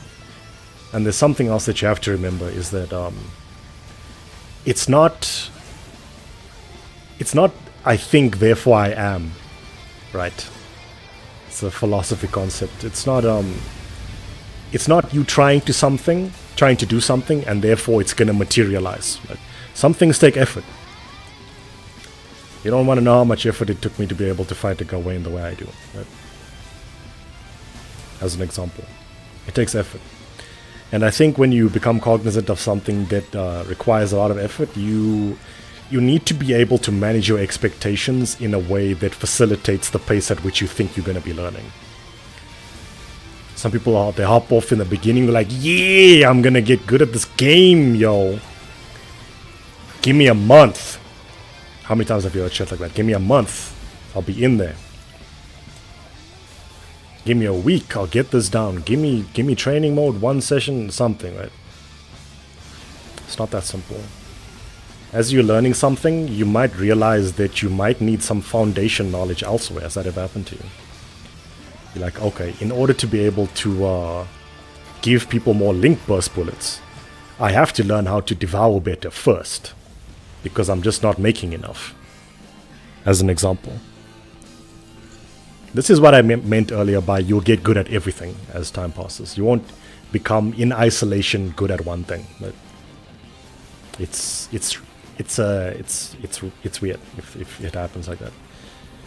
And in a way, like after the next step of being able to manage your expectations, I think is you need to be able to. Well, this depends on the kind of person that you are, I'd say, but you need to be able to self-motivate yourself and praise yourself when you do well, right? Because a lot of the improvement at any craft, a lot of the energy goes straight up into motivation. Having the drive to pull through and continuously, you know, keep at the something that you're trying, like keep trying to succeed in the one thing that you're struggling at, right? Because it can be very discouraging to set out with the goal to do something, and then you continuously fuck it up when the situation arises and it doesn't happen. Why isn't it happening? Maybe I'm just bad at the game. Maybe I just have shit reflexes. That's the shit that's going to creep into your mind. And you're going to need, you're going to need the ability to... Is this within kill range? No, I don't think there's enough time for that. Just hold the L. But, what was I saying?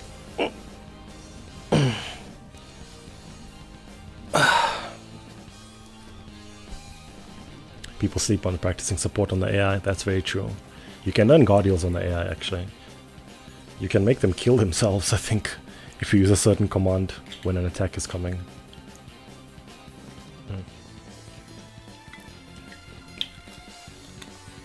But, even so, right? There's one important factor that overshadows all of the others. The others are important pillars in facilitating your ability to learn efficiently and quickly, yes.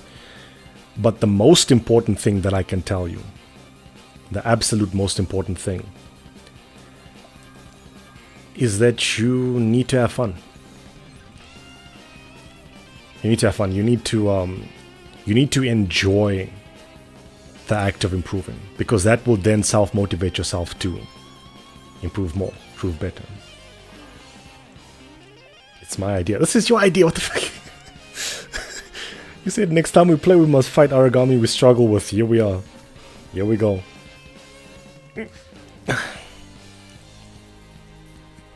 There's still more that I wanted to say.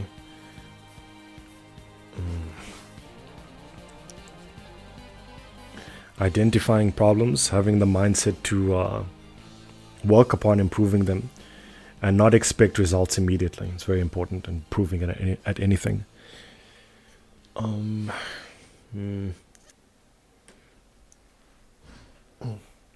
There was something else I wanted to say. What was it?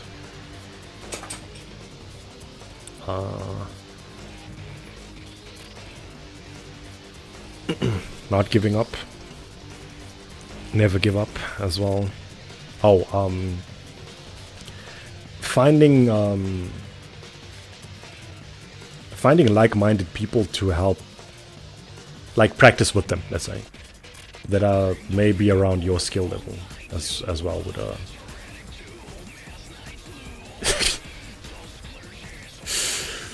oh boy. Anyway, yeah, so, and also having, wait, I said that earlier, having someone that you can turn to for advice or identify problems and stuff. Honestly, I think, like, I said this back in an old video a long time ago, but watching yourself play does a lot. Like, have you done that before? Like, just any game session, just like record a random session you had, an easy 10 minutes so that you can view while you are having your dinner time or whatever.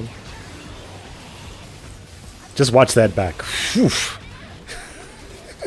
You'll get an attitude adjustment. Let me tell you. Let me tell you, man. You will learn real quick. Think you hard shit. Damn. Why am I doing this? There was an opening there. What the fuck? I'm so bad at this game. Maybe you've even been there. I've been there. Multiple times I've been there. I watch most of my streams back. I'm gonna be there again today, probably later tonight.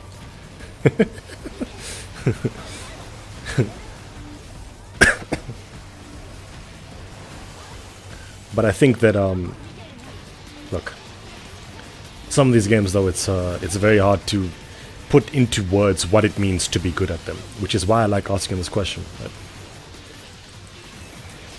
So oftentimes, like, sometimes I just ask people, what does it mean to be good at this game? What do you think, in your opinion? Like, in your quest to try and improve, what do you think would, Whoa, that's fast. And it is twice, what the fuck? Ah, yes, this guy was on the 5 that I struggle with, I believe.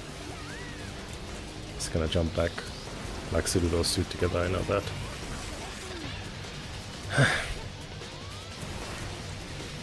But yeah.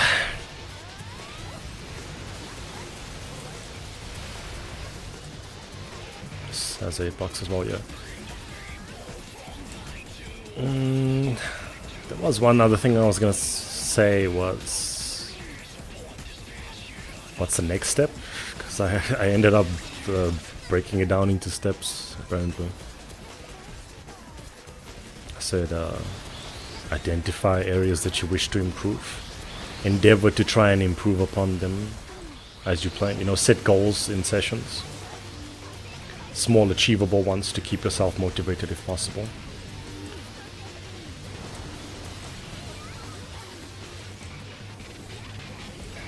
And have people to play with. Ideally your own skill level. Whatever you think that may be. And then what?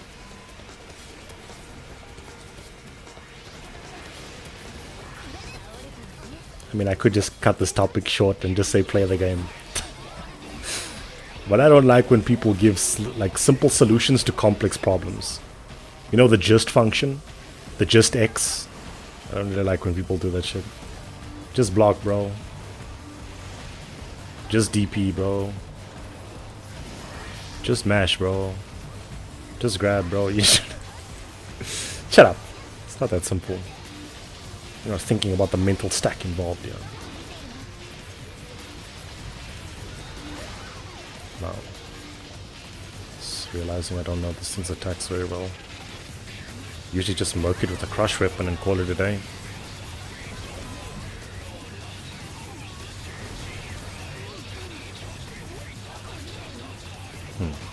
What?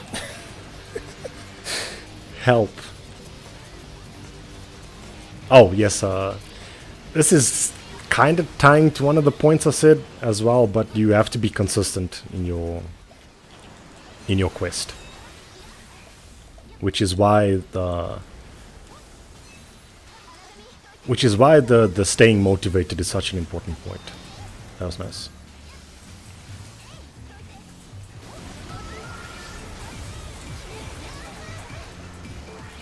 Because I've been there, man. Turning on something every day to try and improve at one thing in it, you start to feel insane sometimes. Isn't that one of the definitions for insanity? Doing the same thing and expecting different results. But I think part of like developing a consistent schedule on something is something that it can be created. Like, you can just make something like part of your daily routine. I want to get good at DMC5. Daily DMC5. Cycle complete. And then it's up to me to uphold that, right? What? There's 2 8 boxes? Well, there was 2 missiles. Makes sense.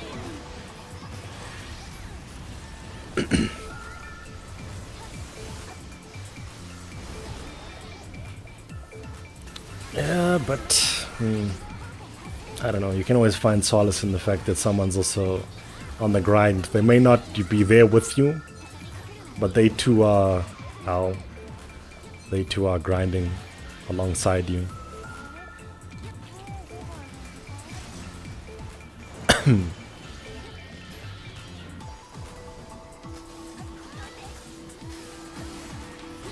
It's funny because there's, you know, like every few years the cycle comes up,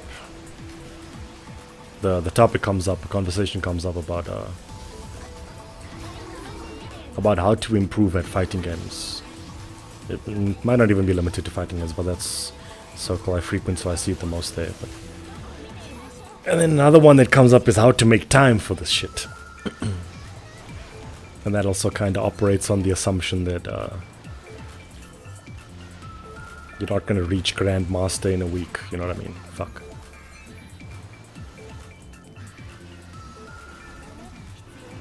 Anyway, that's my TED talk. That's my TED talk in improving at a video game. But it depends on the game largely. I was just speaking mostly in general and what I know from improving at fighting games and other skill-based-ish games. My mindset is mostly the same across all these things that I play, I'd say.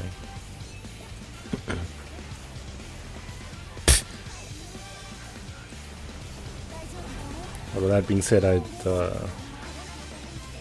having fun is probably like, if you don't take anything away from this, you have to like getting better. Who's Ted? Who is Ted indeed?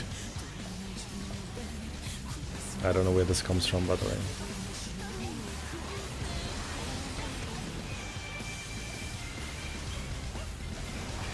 Too soon, almost died.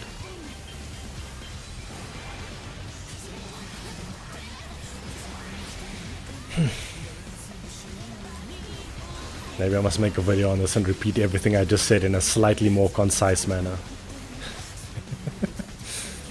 It's a topic worth talking about, though. Because I don't think that, like, people who put a lot of time into grinding things, I don't think that they, unless prompted to, they don't really, like, actively talk about the steps that they go to. It's the plan of attack that they have, the methods that they have in place.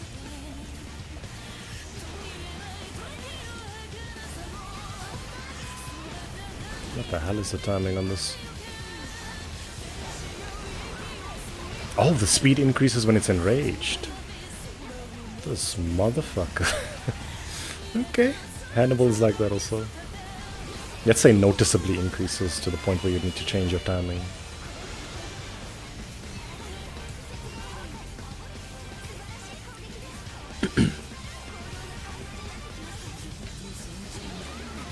Lucky God that time.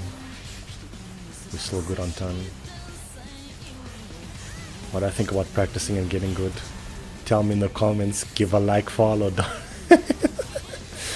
What do you think about this topic, guys? Don't forget to like, comment, and subscribe.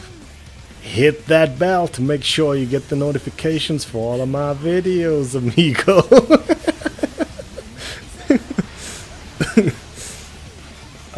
Realistically speaking, though, you probably should hit the bell if you can. Because I was talking about this earlier in the stream, and I'm not just gonna be covering one game. And anytime you cover more than one thing with a niche content style like my own, I mean primarily with like not commentary based videos, the YouTube algorithm is gonna fuck you. There's no better way to say it, unfortunately. I'm gonna release videos and subs aren't gonna see them. And unlike last year, I'm gonna be prepared for it this time. I just won't care. I don't look at numbers no more. No, let's say the numbers on my videos at least. I'm not gonna look at that shit anymore.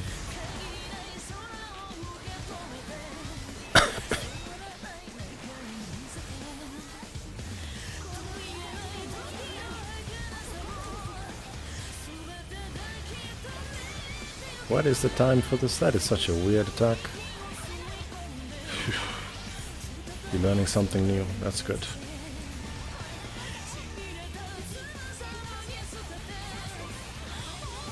You need to focus cards on the legs. That's where the hitbox is. Yeah, so I was talking to Ogi about again, like roundabout improving at this game. And I said from now on we should, in a session, we should tackle origami that we struggle with. And he suggested Quadriga, but he said no crush weapons. Call breaking the legs or bringing pierce for the legs, back legs, hind legs is the call.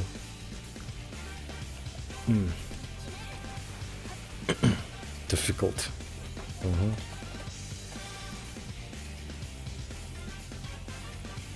Okay, I'm getting a little bit tired of talking, so I'm gonna go ahead and make the next one the last one.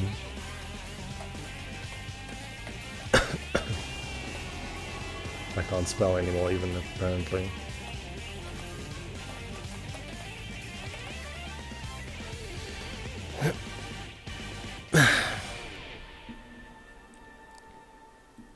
Improving at a craft is hard though. But it's like that for doing anything worthwhile, right? Why do I have so many lives? It's my accessibility function. Don't look at me in that tone of voice.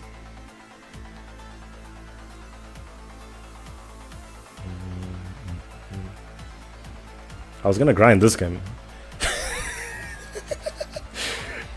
And I was gonna suffer. This game is Nex Machina, this PGM. It's a bullet hell game. It's really difficult to like improve at those games.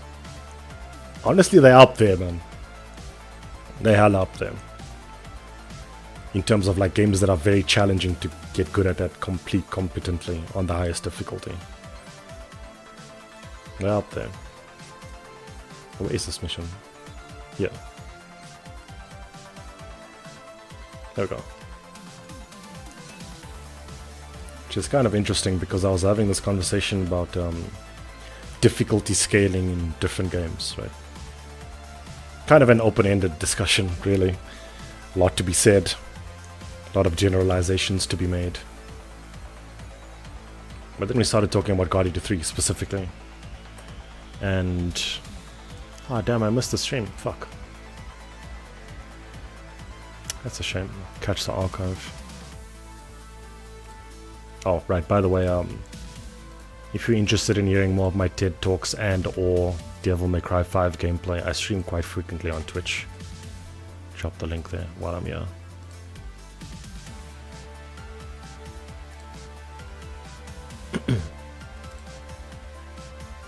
Although if you want to hear me say interesting things, you must give me a topic.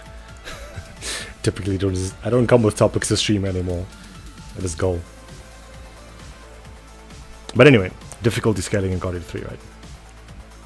Kind of an extension of the topic of... I'll play Hammer. Kind of an extension of the topic of improving at a video game, but I said earlier, maybe like an hour ago in the stream, that this game doesn't really have an execution barrier.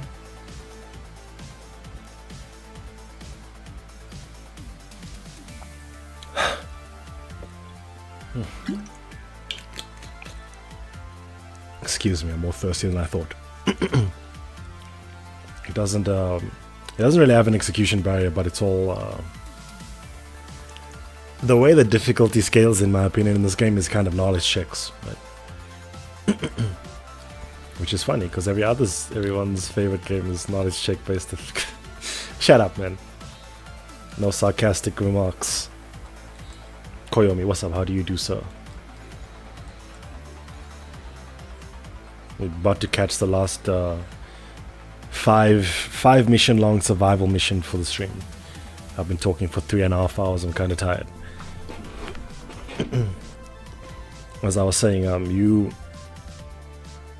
so with that in mind, right? This is why I'm bringing it up. It's it helps if you can identify different situations and try to come up with ways where you would make good decisions, let's say. Like if you're dying to Chi Yu all the time because his one roundhouse kick has a fucked up hitbox, what are you doing about it? Right? Like it's kind of a knowledge check, right? Do you know the hitbox is fucked up? Do you know what to do about it? Do you know where the hitbox stops? Do you know where you're supposed to stand to guard it, right? And then you execute upon that with a well-timed guard, with a dodge, with a jump, whatever you want to do. But I think like that's probably where this game leans in on the difficulty stuff. That's a lot of text. Join the Discord and hear BK ramble about things. Follow me in the Twitch because he streams more than here. That is true. The way I use the Discord is I'm gonna use it as much as you use it. I'm not gonna sit in there and fucking talk to myself. What am I, a crazy person? Come on. If you use the Discord, I'll use the Discord. If you don't use the Discord, I will. I'll look at it not being used, and I'm gonna say in the back of my head, "See, told you so." That's how it's gonna be. But if you're active, I'm active. Ride or die.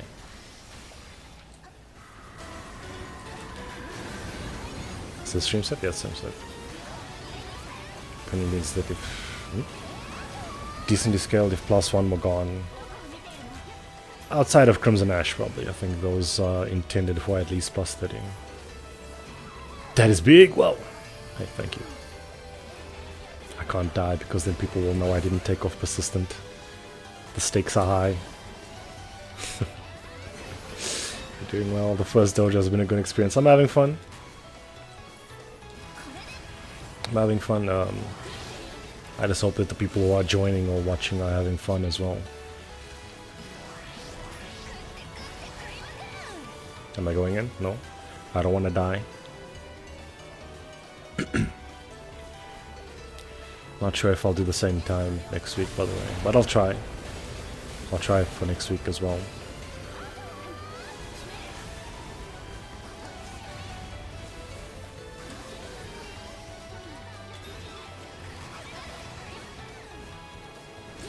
Almost got me there, but I was awake. The player scales faster than origami, but yeah. This game got some balancing issues. It was doable for the vast majority of them, but I appreciate that not everyone wants to have a timeout on QB.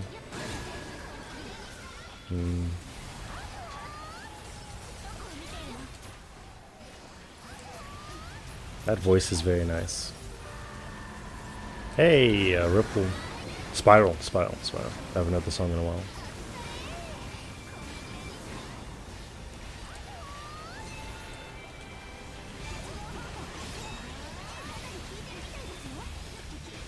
I wonder which version this is. There's 3 versions in this playlist.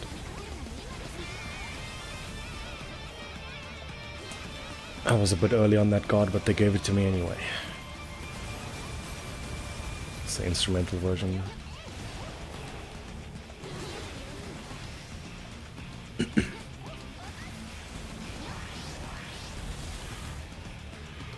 But anyway, I just want to emphasize one more time that having fun is very important. So like if you want to join in on the dojos, I'm down to play, yo, but I don't want you to feel like that's also the point that I was making earlier with telling that story. Feeling like you aren't good enough, I don't think is a valid excuse, in my opinion. I think that if you have the drive to improve, I think that that's all that matters. I think if you're down to have fun, that's all that matters.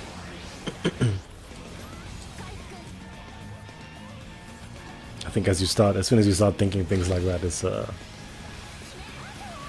it only ends in passivity. Just making up words now. It only ends in idleness. There we go. Speaking as someone who hasn't made any new YouTube videos consistently for like 3 years. I'm an expert on that shit. Very risky devour, sir. I gotta learn the JG on the nuke. It helps in getting some damages. It's more stable.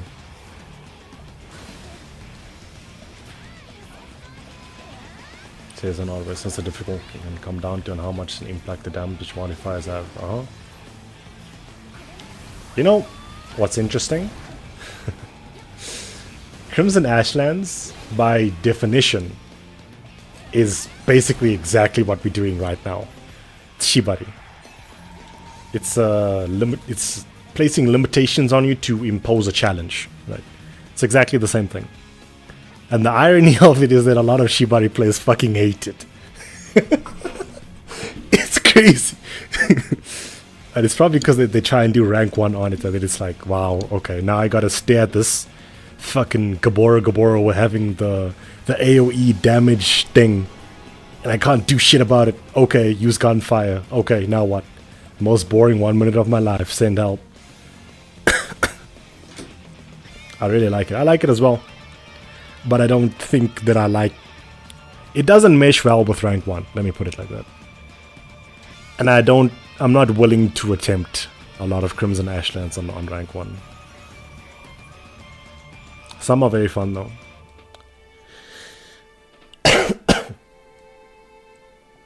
Damn, I can't believe I missed the stream.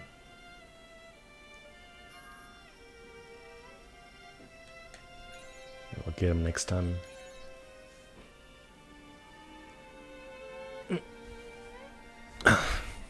But yeah, it's basically the rank 1 pretty much. But if you try and play rank 1 in it, you're gonna you'll have a fun time, I assure you. Probably.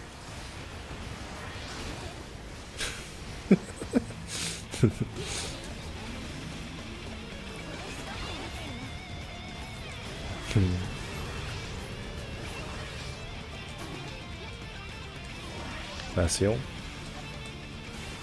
Oh boy. Oh, that thing's got a... The hitbox shrinks as you go high, I believe, on the... I think, at least. I never seen no hitbox viewer in my life, nothing. I'm just making assumptions. Oh, it's bigger than I thought. Oh man, what was I explaining earlier? You put an elevation difference between this asshole and he just spits the shit on you all the fucking time. Anyway, that is actually pretty much the exact situation that I was talking about earlier. Back turned, same situation. Back turned, you weren't ready, and they reacted with perfect guarding, not just the spit, but the pools on the floor. I was like, whoa! How you have such rare kids?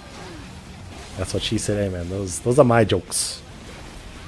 If you take those jokes away from me, there's nothing left, man.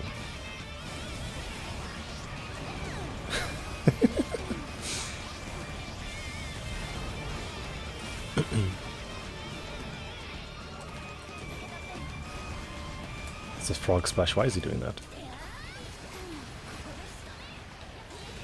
Oh, that reminds me that I need to finish the Crimson Ashlands, actually. Is this the intro for the duel? Let me listen to the duel already, though. What is this? He was literally waiting for it. Now that's what she said. It's a never-ending rabbit hole. Oh, this is an One Chanbara song.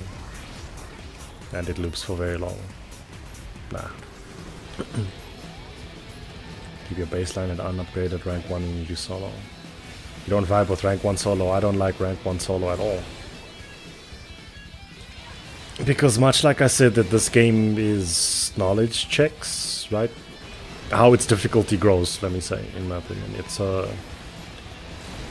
I don't think that there's more difficulty in your knowledge checks failing to decision fatigue.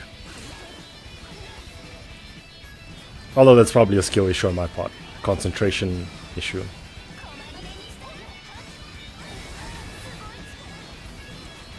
But like, making good decisions is good.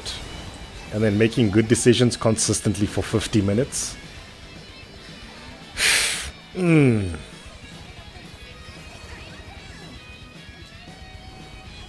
It's something you can learn by playing rank 1. But other thing is the mission duration kind of extends quite a lot.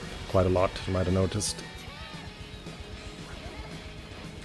But if you're playing solo, you buckling up for, you're gonna sit there for a while. Rank 1 solo unupgraded seems pretty manageable. I was trying to record like that ballpark for videos, trying to find like the 3.5 minute sweet spot.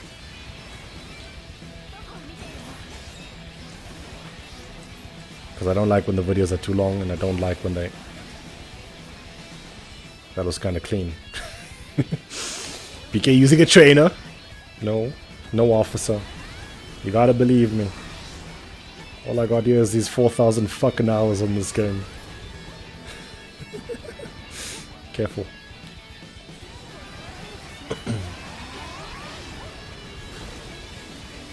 But anyway, I did have a run in mind for this game. But I'm doing a lot right now. And like trying to sit down and record a run and stuff is... Oh boy, I put an elevation difference. And look what I almost died there, actually.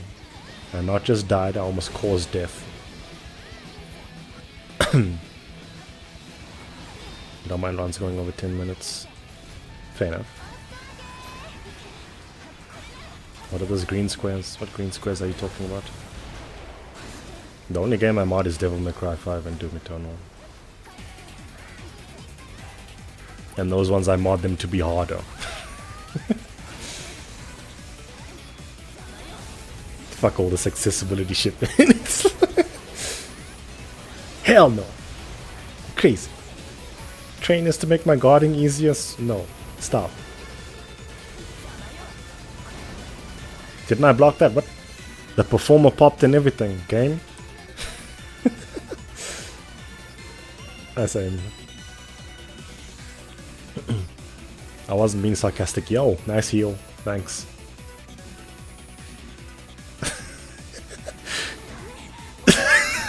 What is this? Come now. Oh, damn. I tripped on a puddle of vomit. Look at me now. I didn't see that. Put that shit there.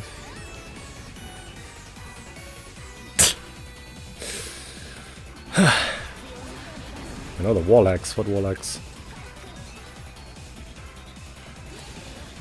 You mean an Eternal? I was trying to make a custom moveset in DMC5, and then I was like, this is a lot of effort. It's a hell of a lot of effort, man. I was trying to like give the... You know, Dante has that one taunt where he slicks his hair back to look like Virgil. So I was trying to give him Virgil moves, right? And I was like, damn, this is a lot of effort for this. Maybe I'll keep at it, but we'll see. You're gonna head out? Alright, good luck with work, sir. Thanks for kicking it, as always.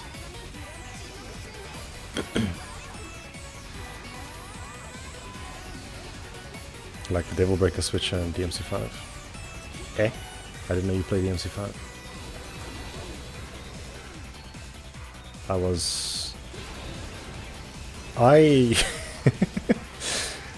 My plan right now... That was bad decision making. My plan right now is I want to record S-rank runs for all of the missions, right?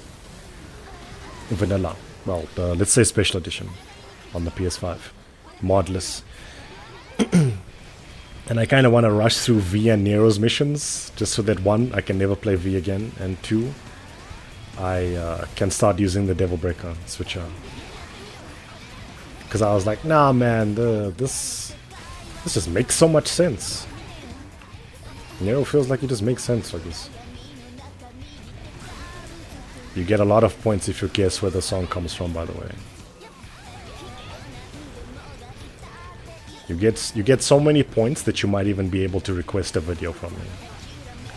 You might not know this about me, but I don't take video requests. I source desires, if you will. I take note of what people think they want. Take it into consideration. A request, though? Whew. I think you gotta be a member for a year.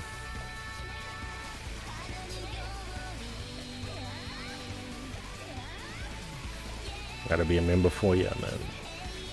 I recently got into it about a month or two. It's been really fun to sync, to learn and grind.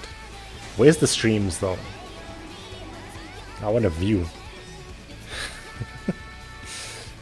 That game is my livelihood right now. It's my life, man. I want a view. Ah, fub that one.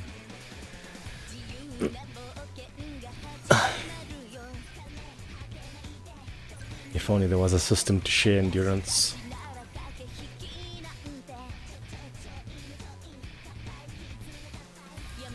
It's a cool game. Like I said earlier in the stream, I don't like to talk up things. But it's very fun and I like it very much. That's the most fair thing I can say. Devil May Cry 5, that is.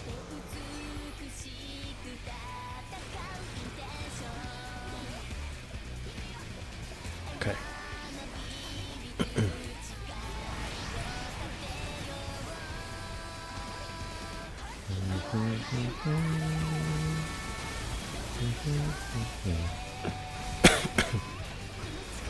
I actually forgot I put this in the playlist. Sounds like Iori Manase, I don't think it is. What's this lady's name? Fumika something? Wait. I'll check in a bit. On the next breath.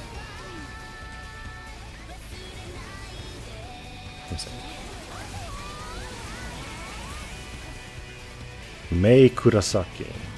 Oh, it's Shiori Izawa. I don't know who that is. Thank you for carrying me. Sorry. Shiori's a nice name. Shiorin. And here comes the break.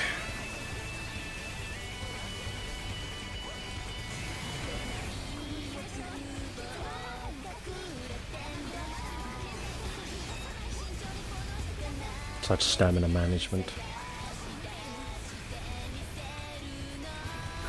Hey. Saw my life flash before my eyes. All I saw was shit. I used to have a joke for this, don't I didn't bother to set up OBS. Try streaming from your PC. I feel that. OBS is suffering, but suffering in program form, if you will. As they say, streaming is a blow up. The most scary thing about OBS is updating it. That question that they ask you when you open it and you're ready to start your stream is so passive aggressive. How did you get it there? Oh, it went underneath. Wow. It's so passive aggressive. They're basically asking you, do you want to break your stream before you start it? It happened to me, man. I updated OBS one time.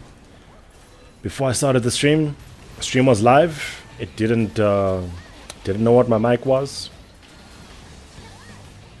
Didn't know what my mic was. Fucking audio was going through the controller and shit. Ow. Thank you kindly.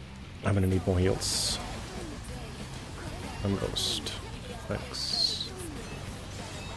Damn, I engaged to get burst, only to find out there was no burst to get.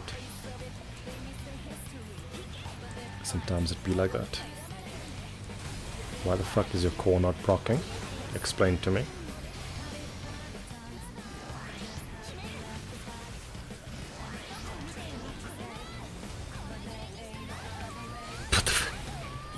So step on up to the planet. I've heard the song way too many times in my life.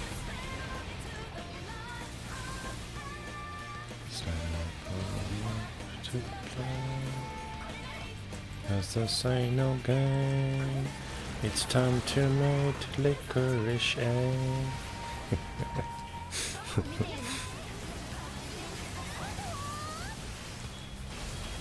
Careful now.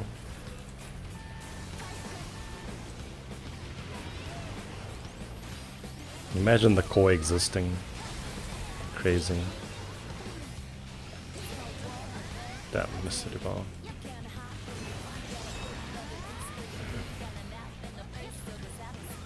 I think I'm using the lightning engage. Damn, corner comboed. Surprised there wasn't a wall break there, man. Damn, you good? Hey, there we hit the core. Looks like the damage zone is back. Yeah, ow. Engaged to get burst on it to find there was some burst. It happens. You know exactly what I'm talking about. It happens, man. He's looking over to the right, but it's me. Too soon that time. Thank you kindly. Do I block this? Yes. Thank you for prioritizing my life. It means a lot. There we go. Did you just... This man's shooting bullets at my body. Stop! Come here, mean. Be a rudler.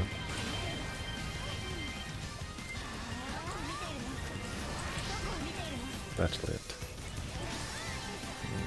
A zigzag so that it's safer.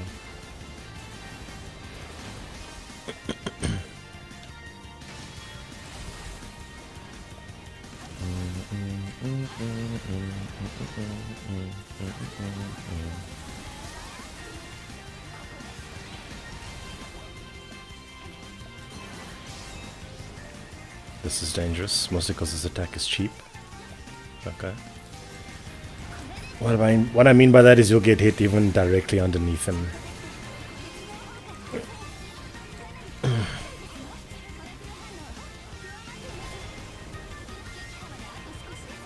By attacks that come from the... you see exactly what I mean. I have to explain further. It's just cheap.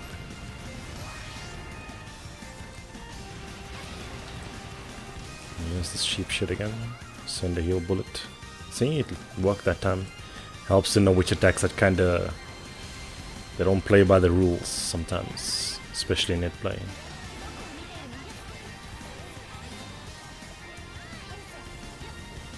Don't hurt me.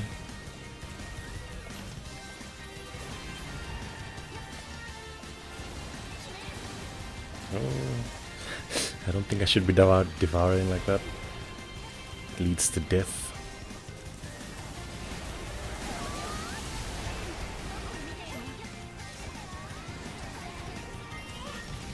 $51, that's cool.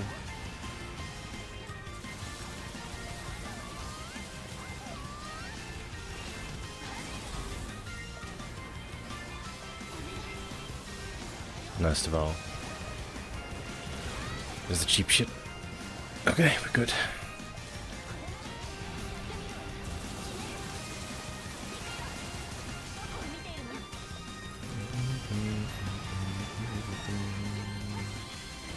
I feel like I've been having the aggro for this whole fight. Even though we're all using Performer. I do block this thing a lot though. Are you dead? You might be dead.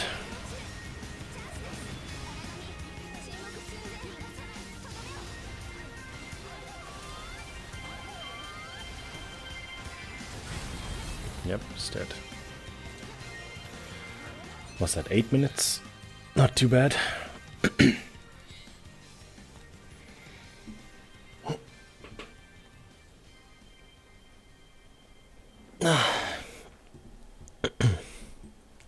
Damn, we're going on 4 hours now. Oops, hit the mic there.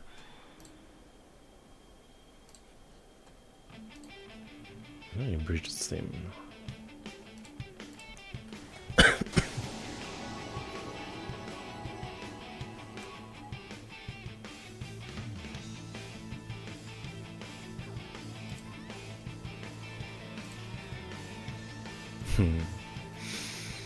So what's everyone playing? I recently have finished up Dragon's Dogma 2 on the PlayStation 5 home entertainment system. It was rather enjoyable. Quite liked it. I do believe that indeed some a DLC would be nice. Was this light always this bright? Didn't know the controller light can get this bright.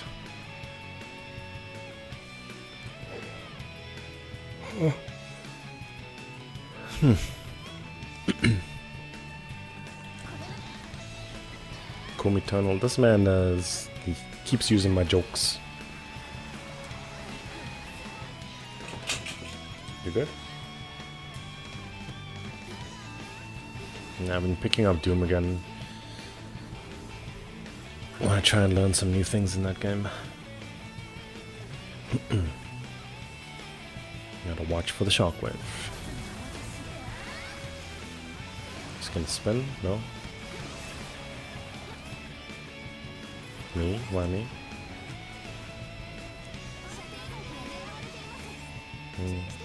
Can you, like, please enter the battle arena? Fucking clown. Look at this thing.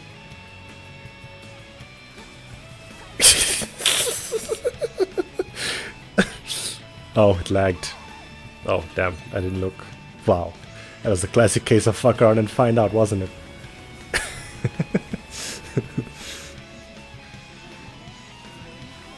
There's dandelions.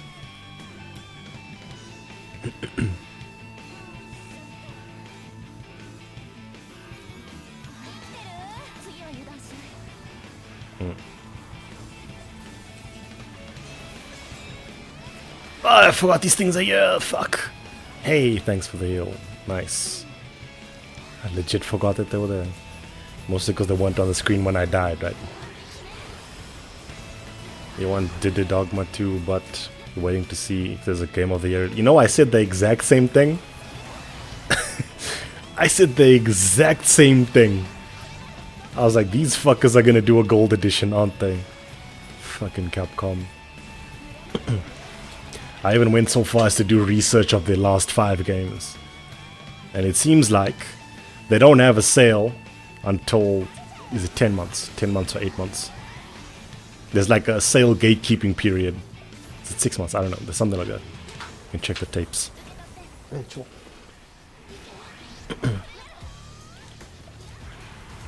And then they release some DLCs that probably could have been in the fucking deluxe edition. Looking at GE3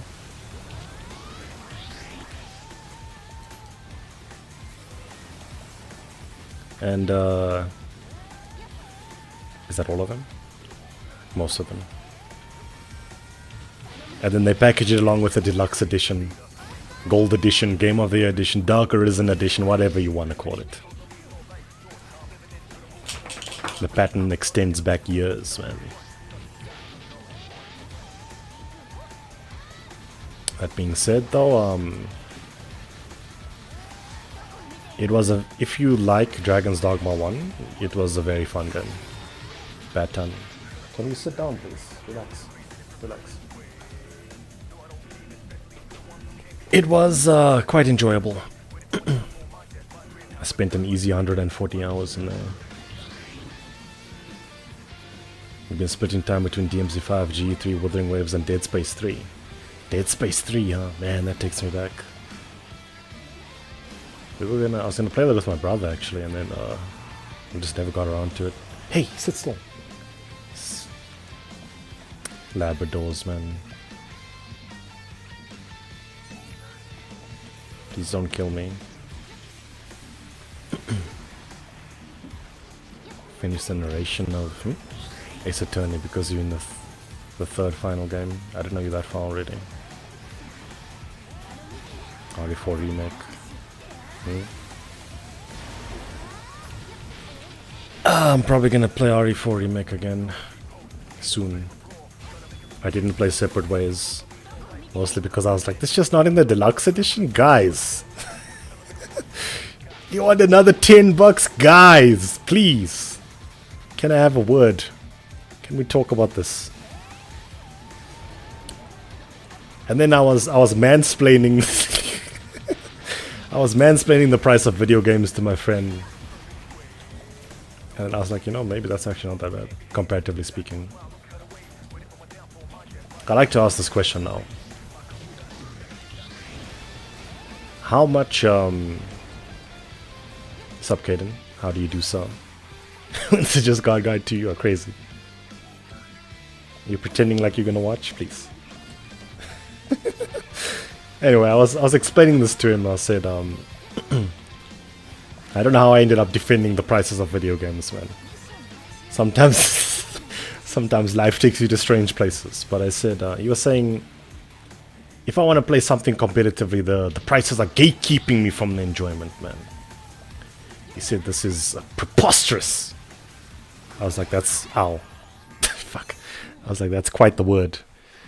But he said it's preposterous, man. He said,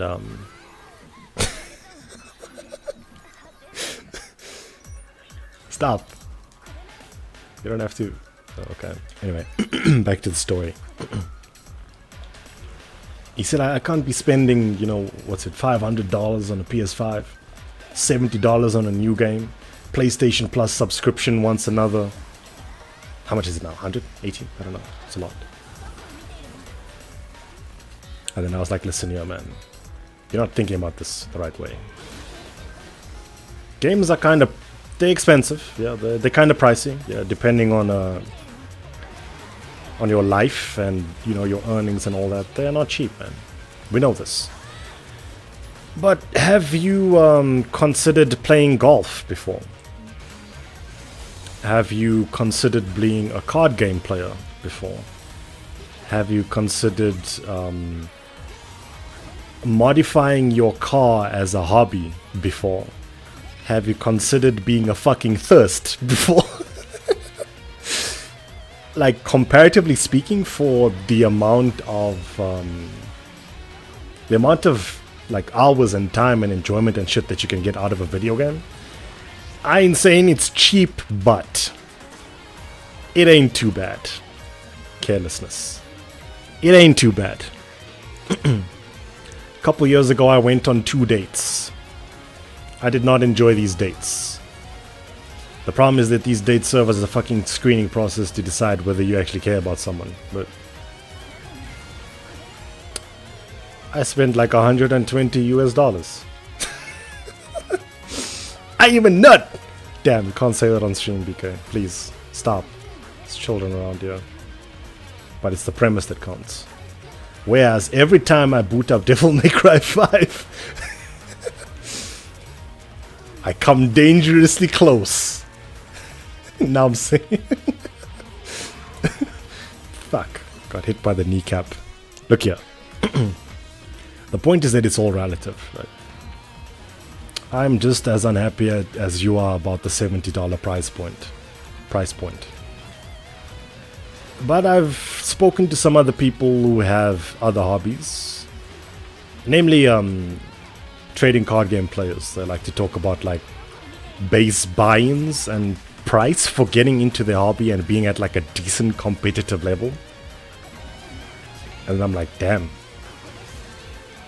It's kinda a lot, man. And then how long are these decks valid for competitively? Wow. 6 months? And how much do I have to spend to continue to keep this deck relevant so that I can, you know, trounce the competition at the locals? Just some questions to ask yourself, right? If you change your perspective, though, it can kind of be a cope. Looking at other hobbies that are more expensive than gaming and saying, yeah, it's not that bad, price-wise. It's still, yeah, it ain't cheap. But I'm saying, it's not like playing golf.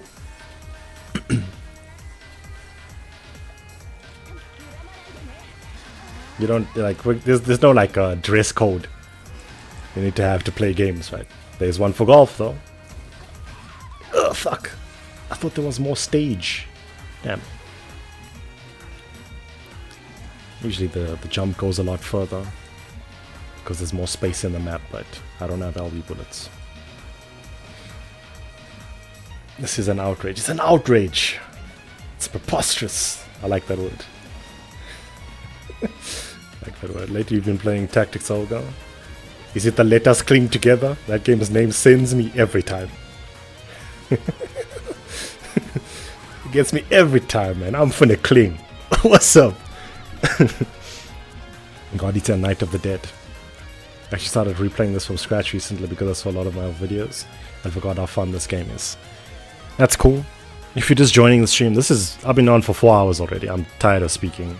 The voice is probably dead, but I'm trying to make sort of a weekly series where I host GE3 Rank 1 net play sessions.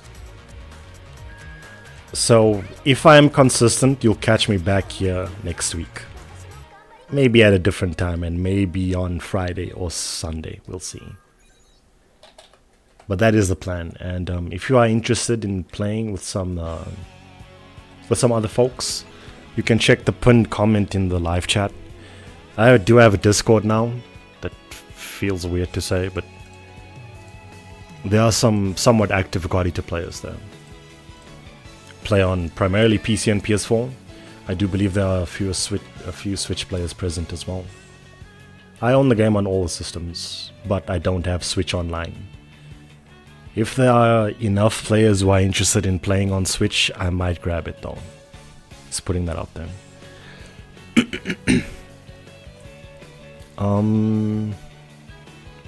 I think I've said all that I need to say. Yours didn't pin. Did you see how much text you had, man? Come on. GG's. Yeah. So thanks to everybody who participated today. Hope you all had fun. I had a fair bit of fun talking some shit, yeah. I sometimes said some important things. Most of the time I said unimportant things. It was a good time. But yeah, if all goes according to plan, you can probably see me here again next week. The plan is to...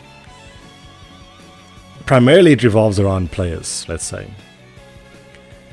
If there's a consistent group of players that are willing to play weekly or whatever, the streams will probably continue for the foreseeable future, let's say.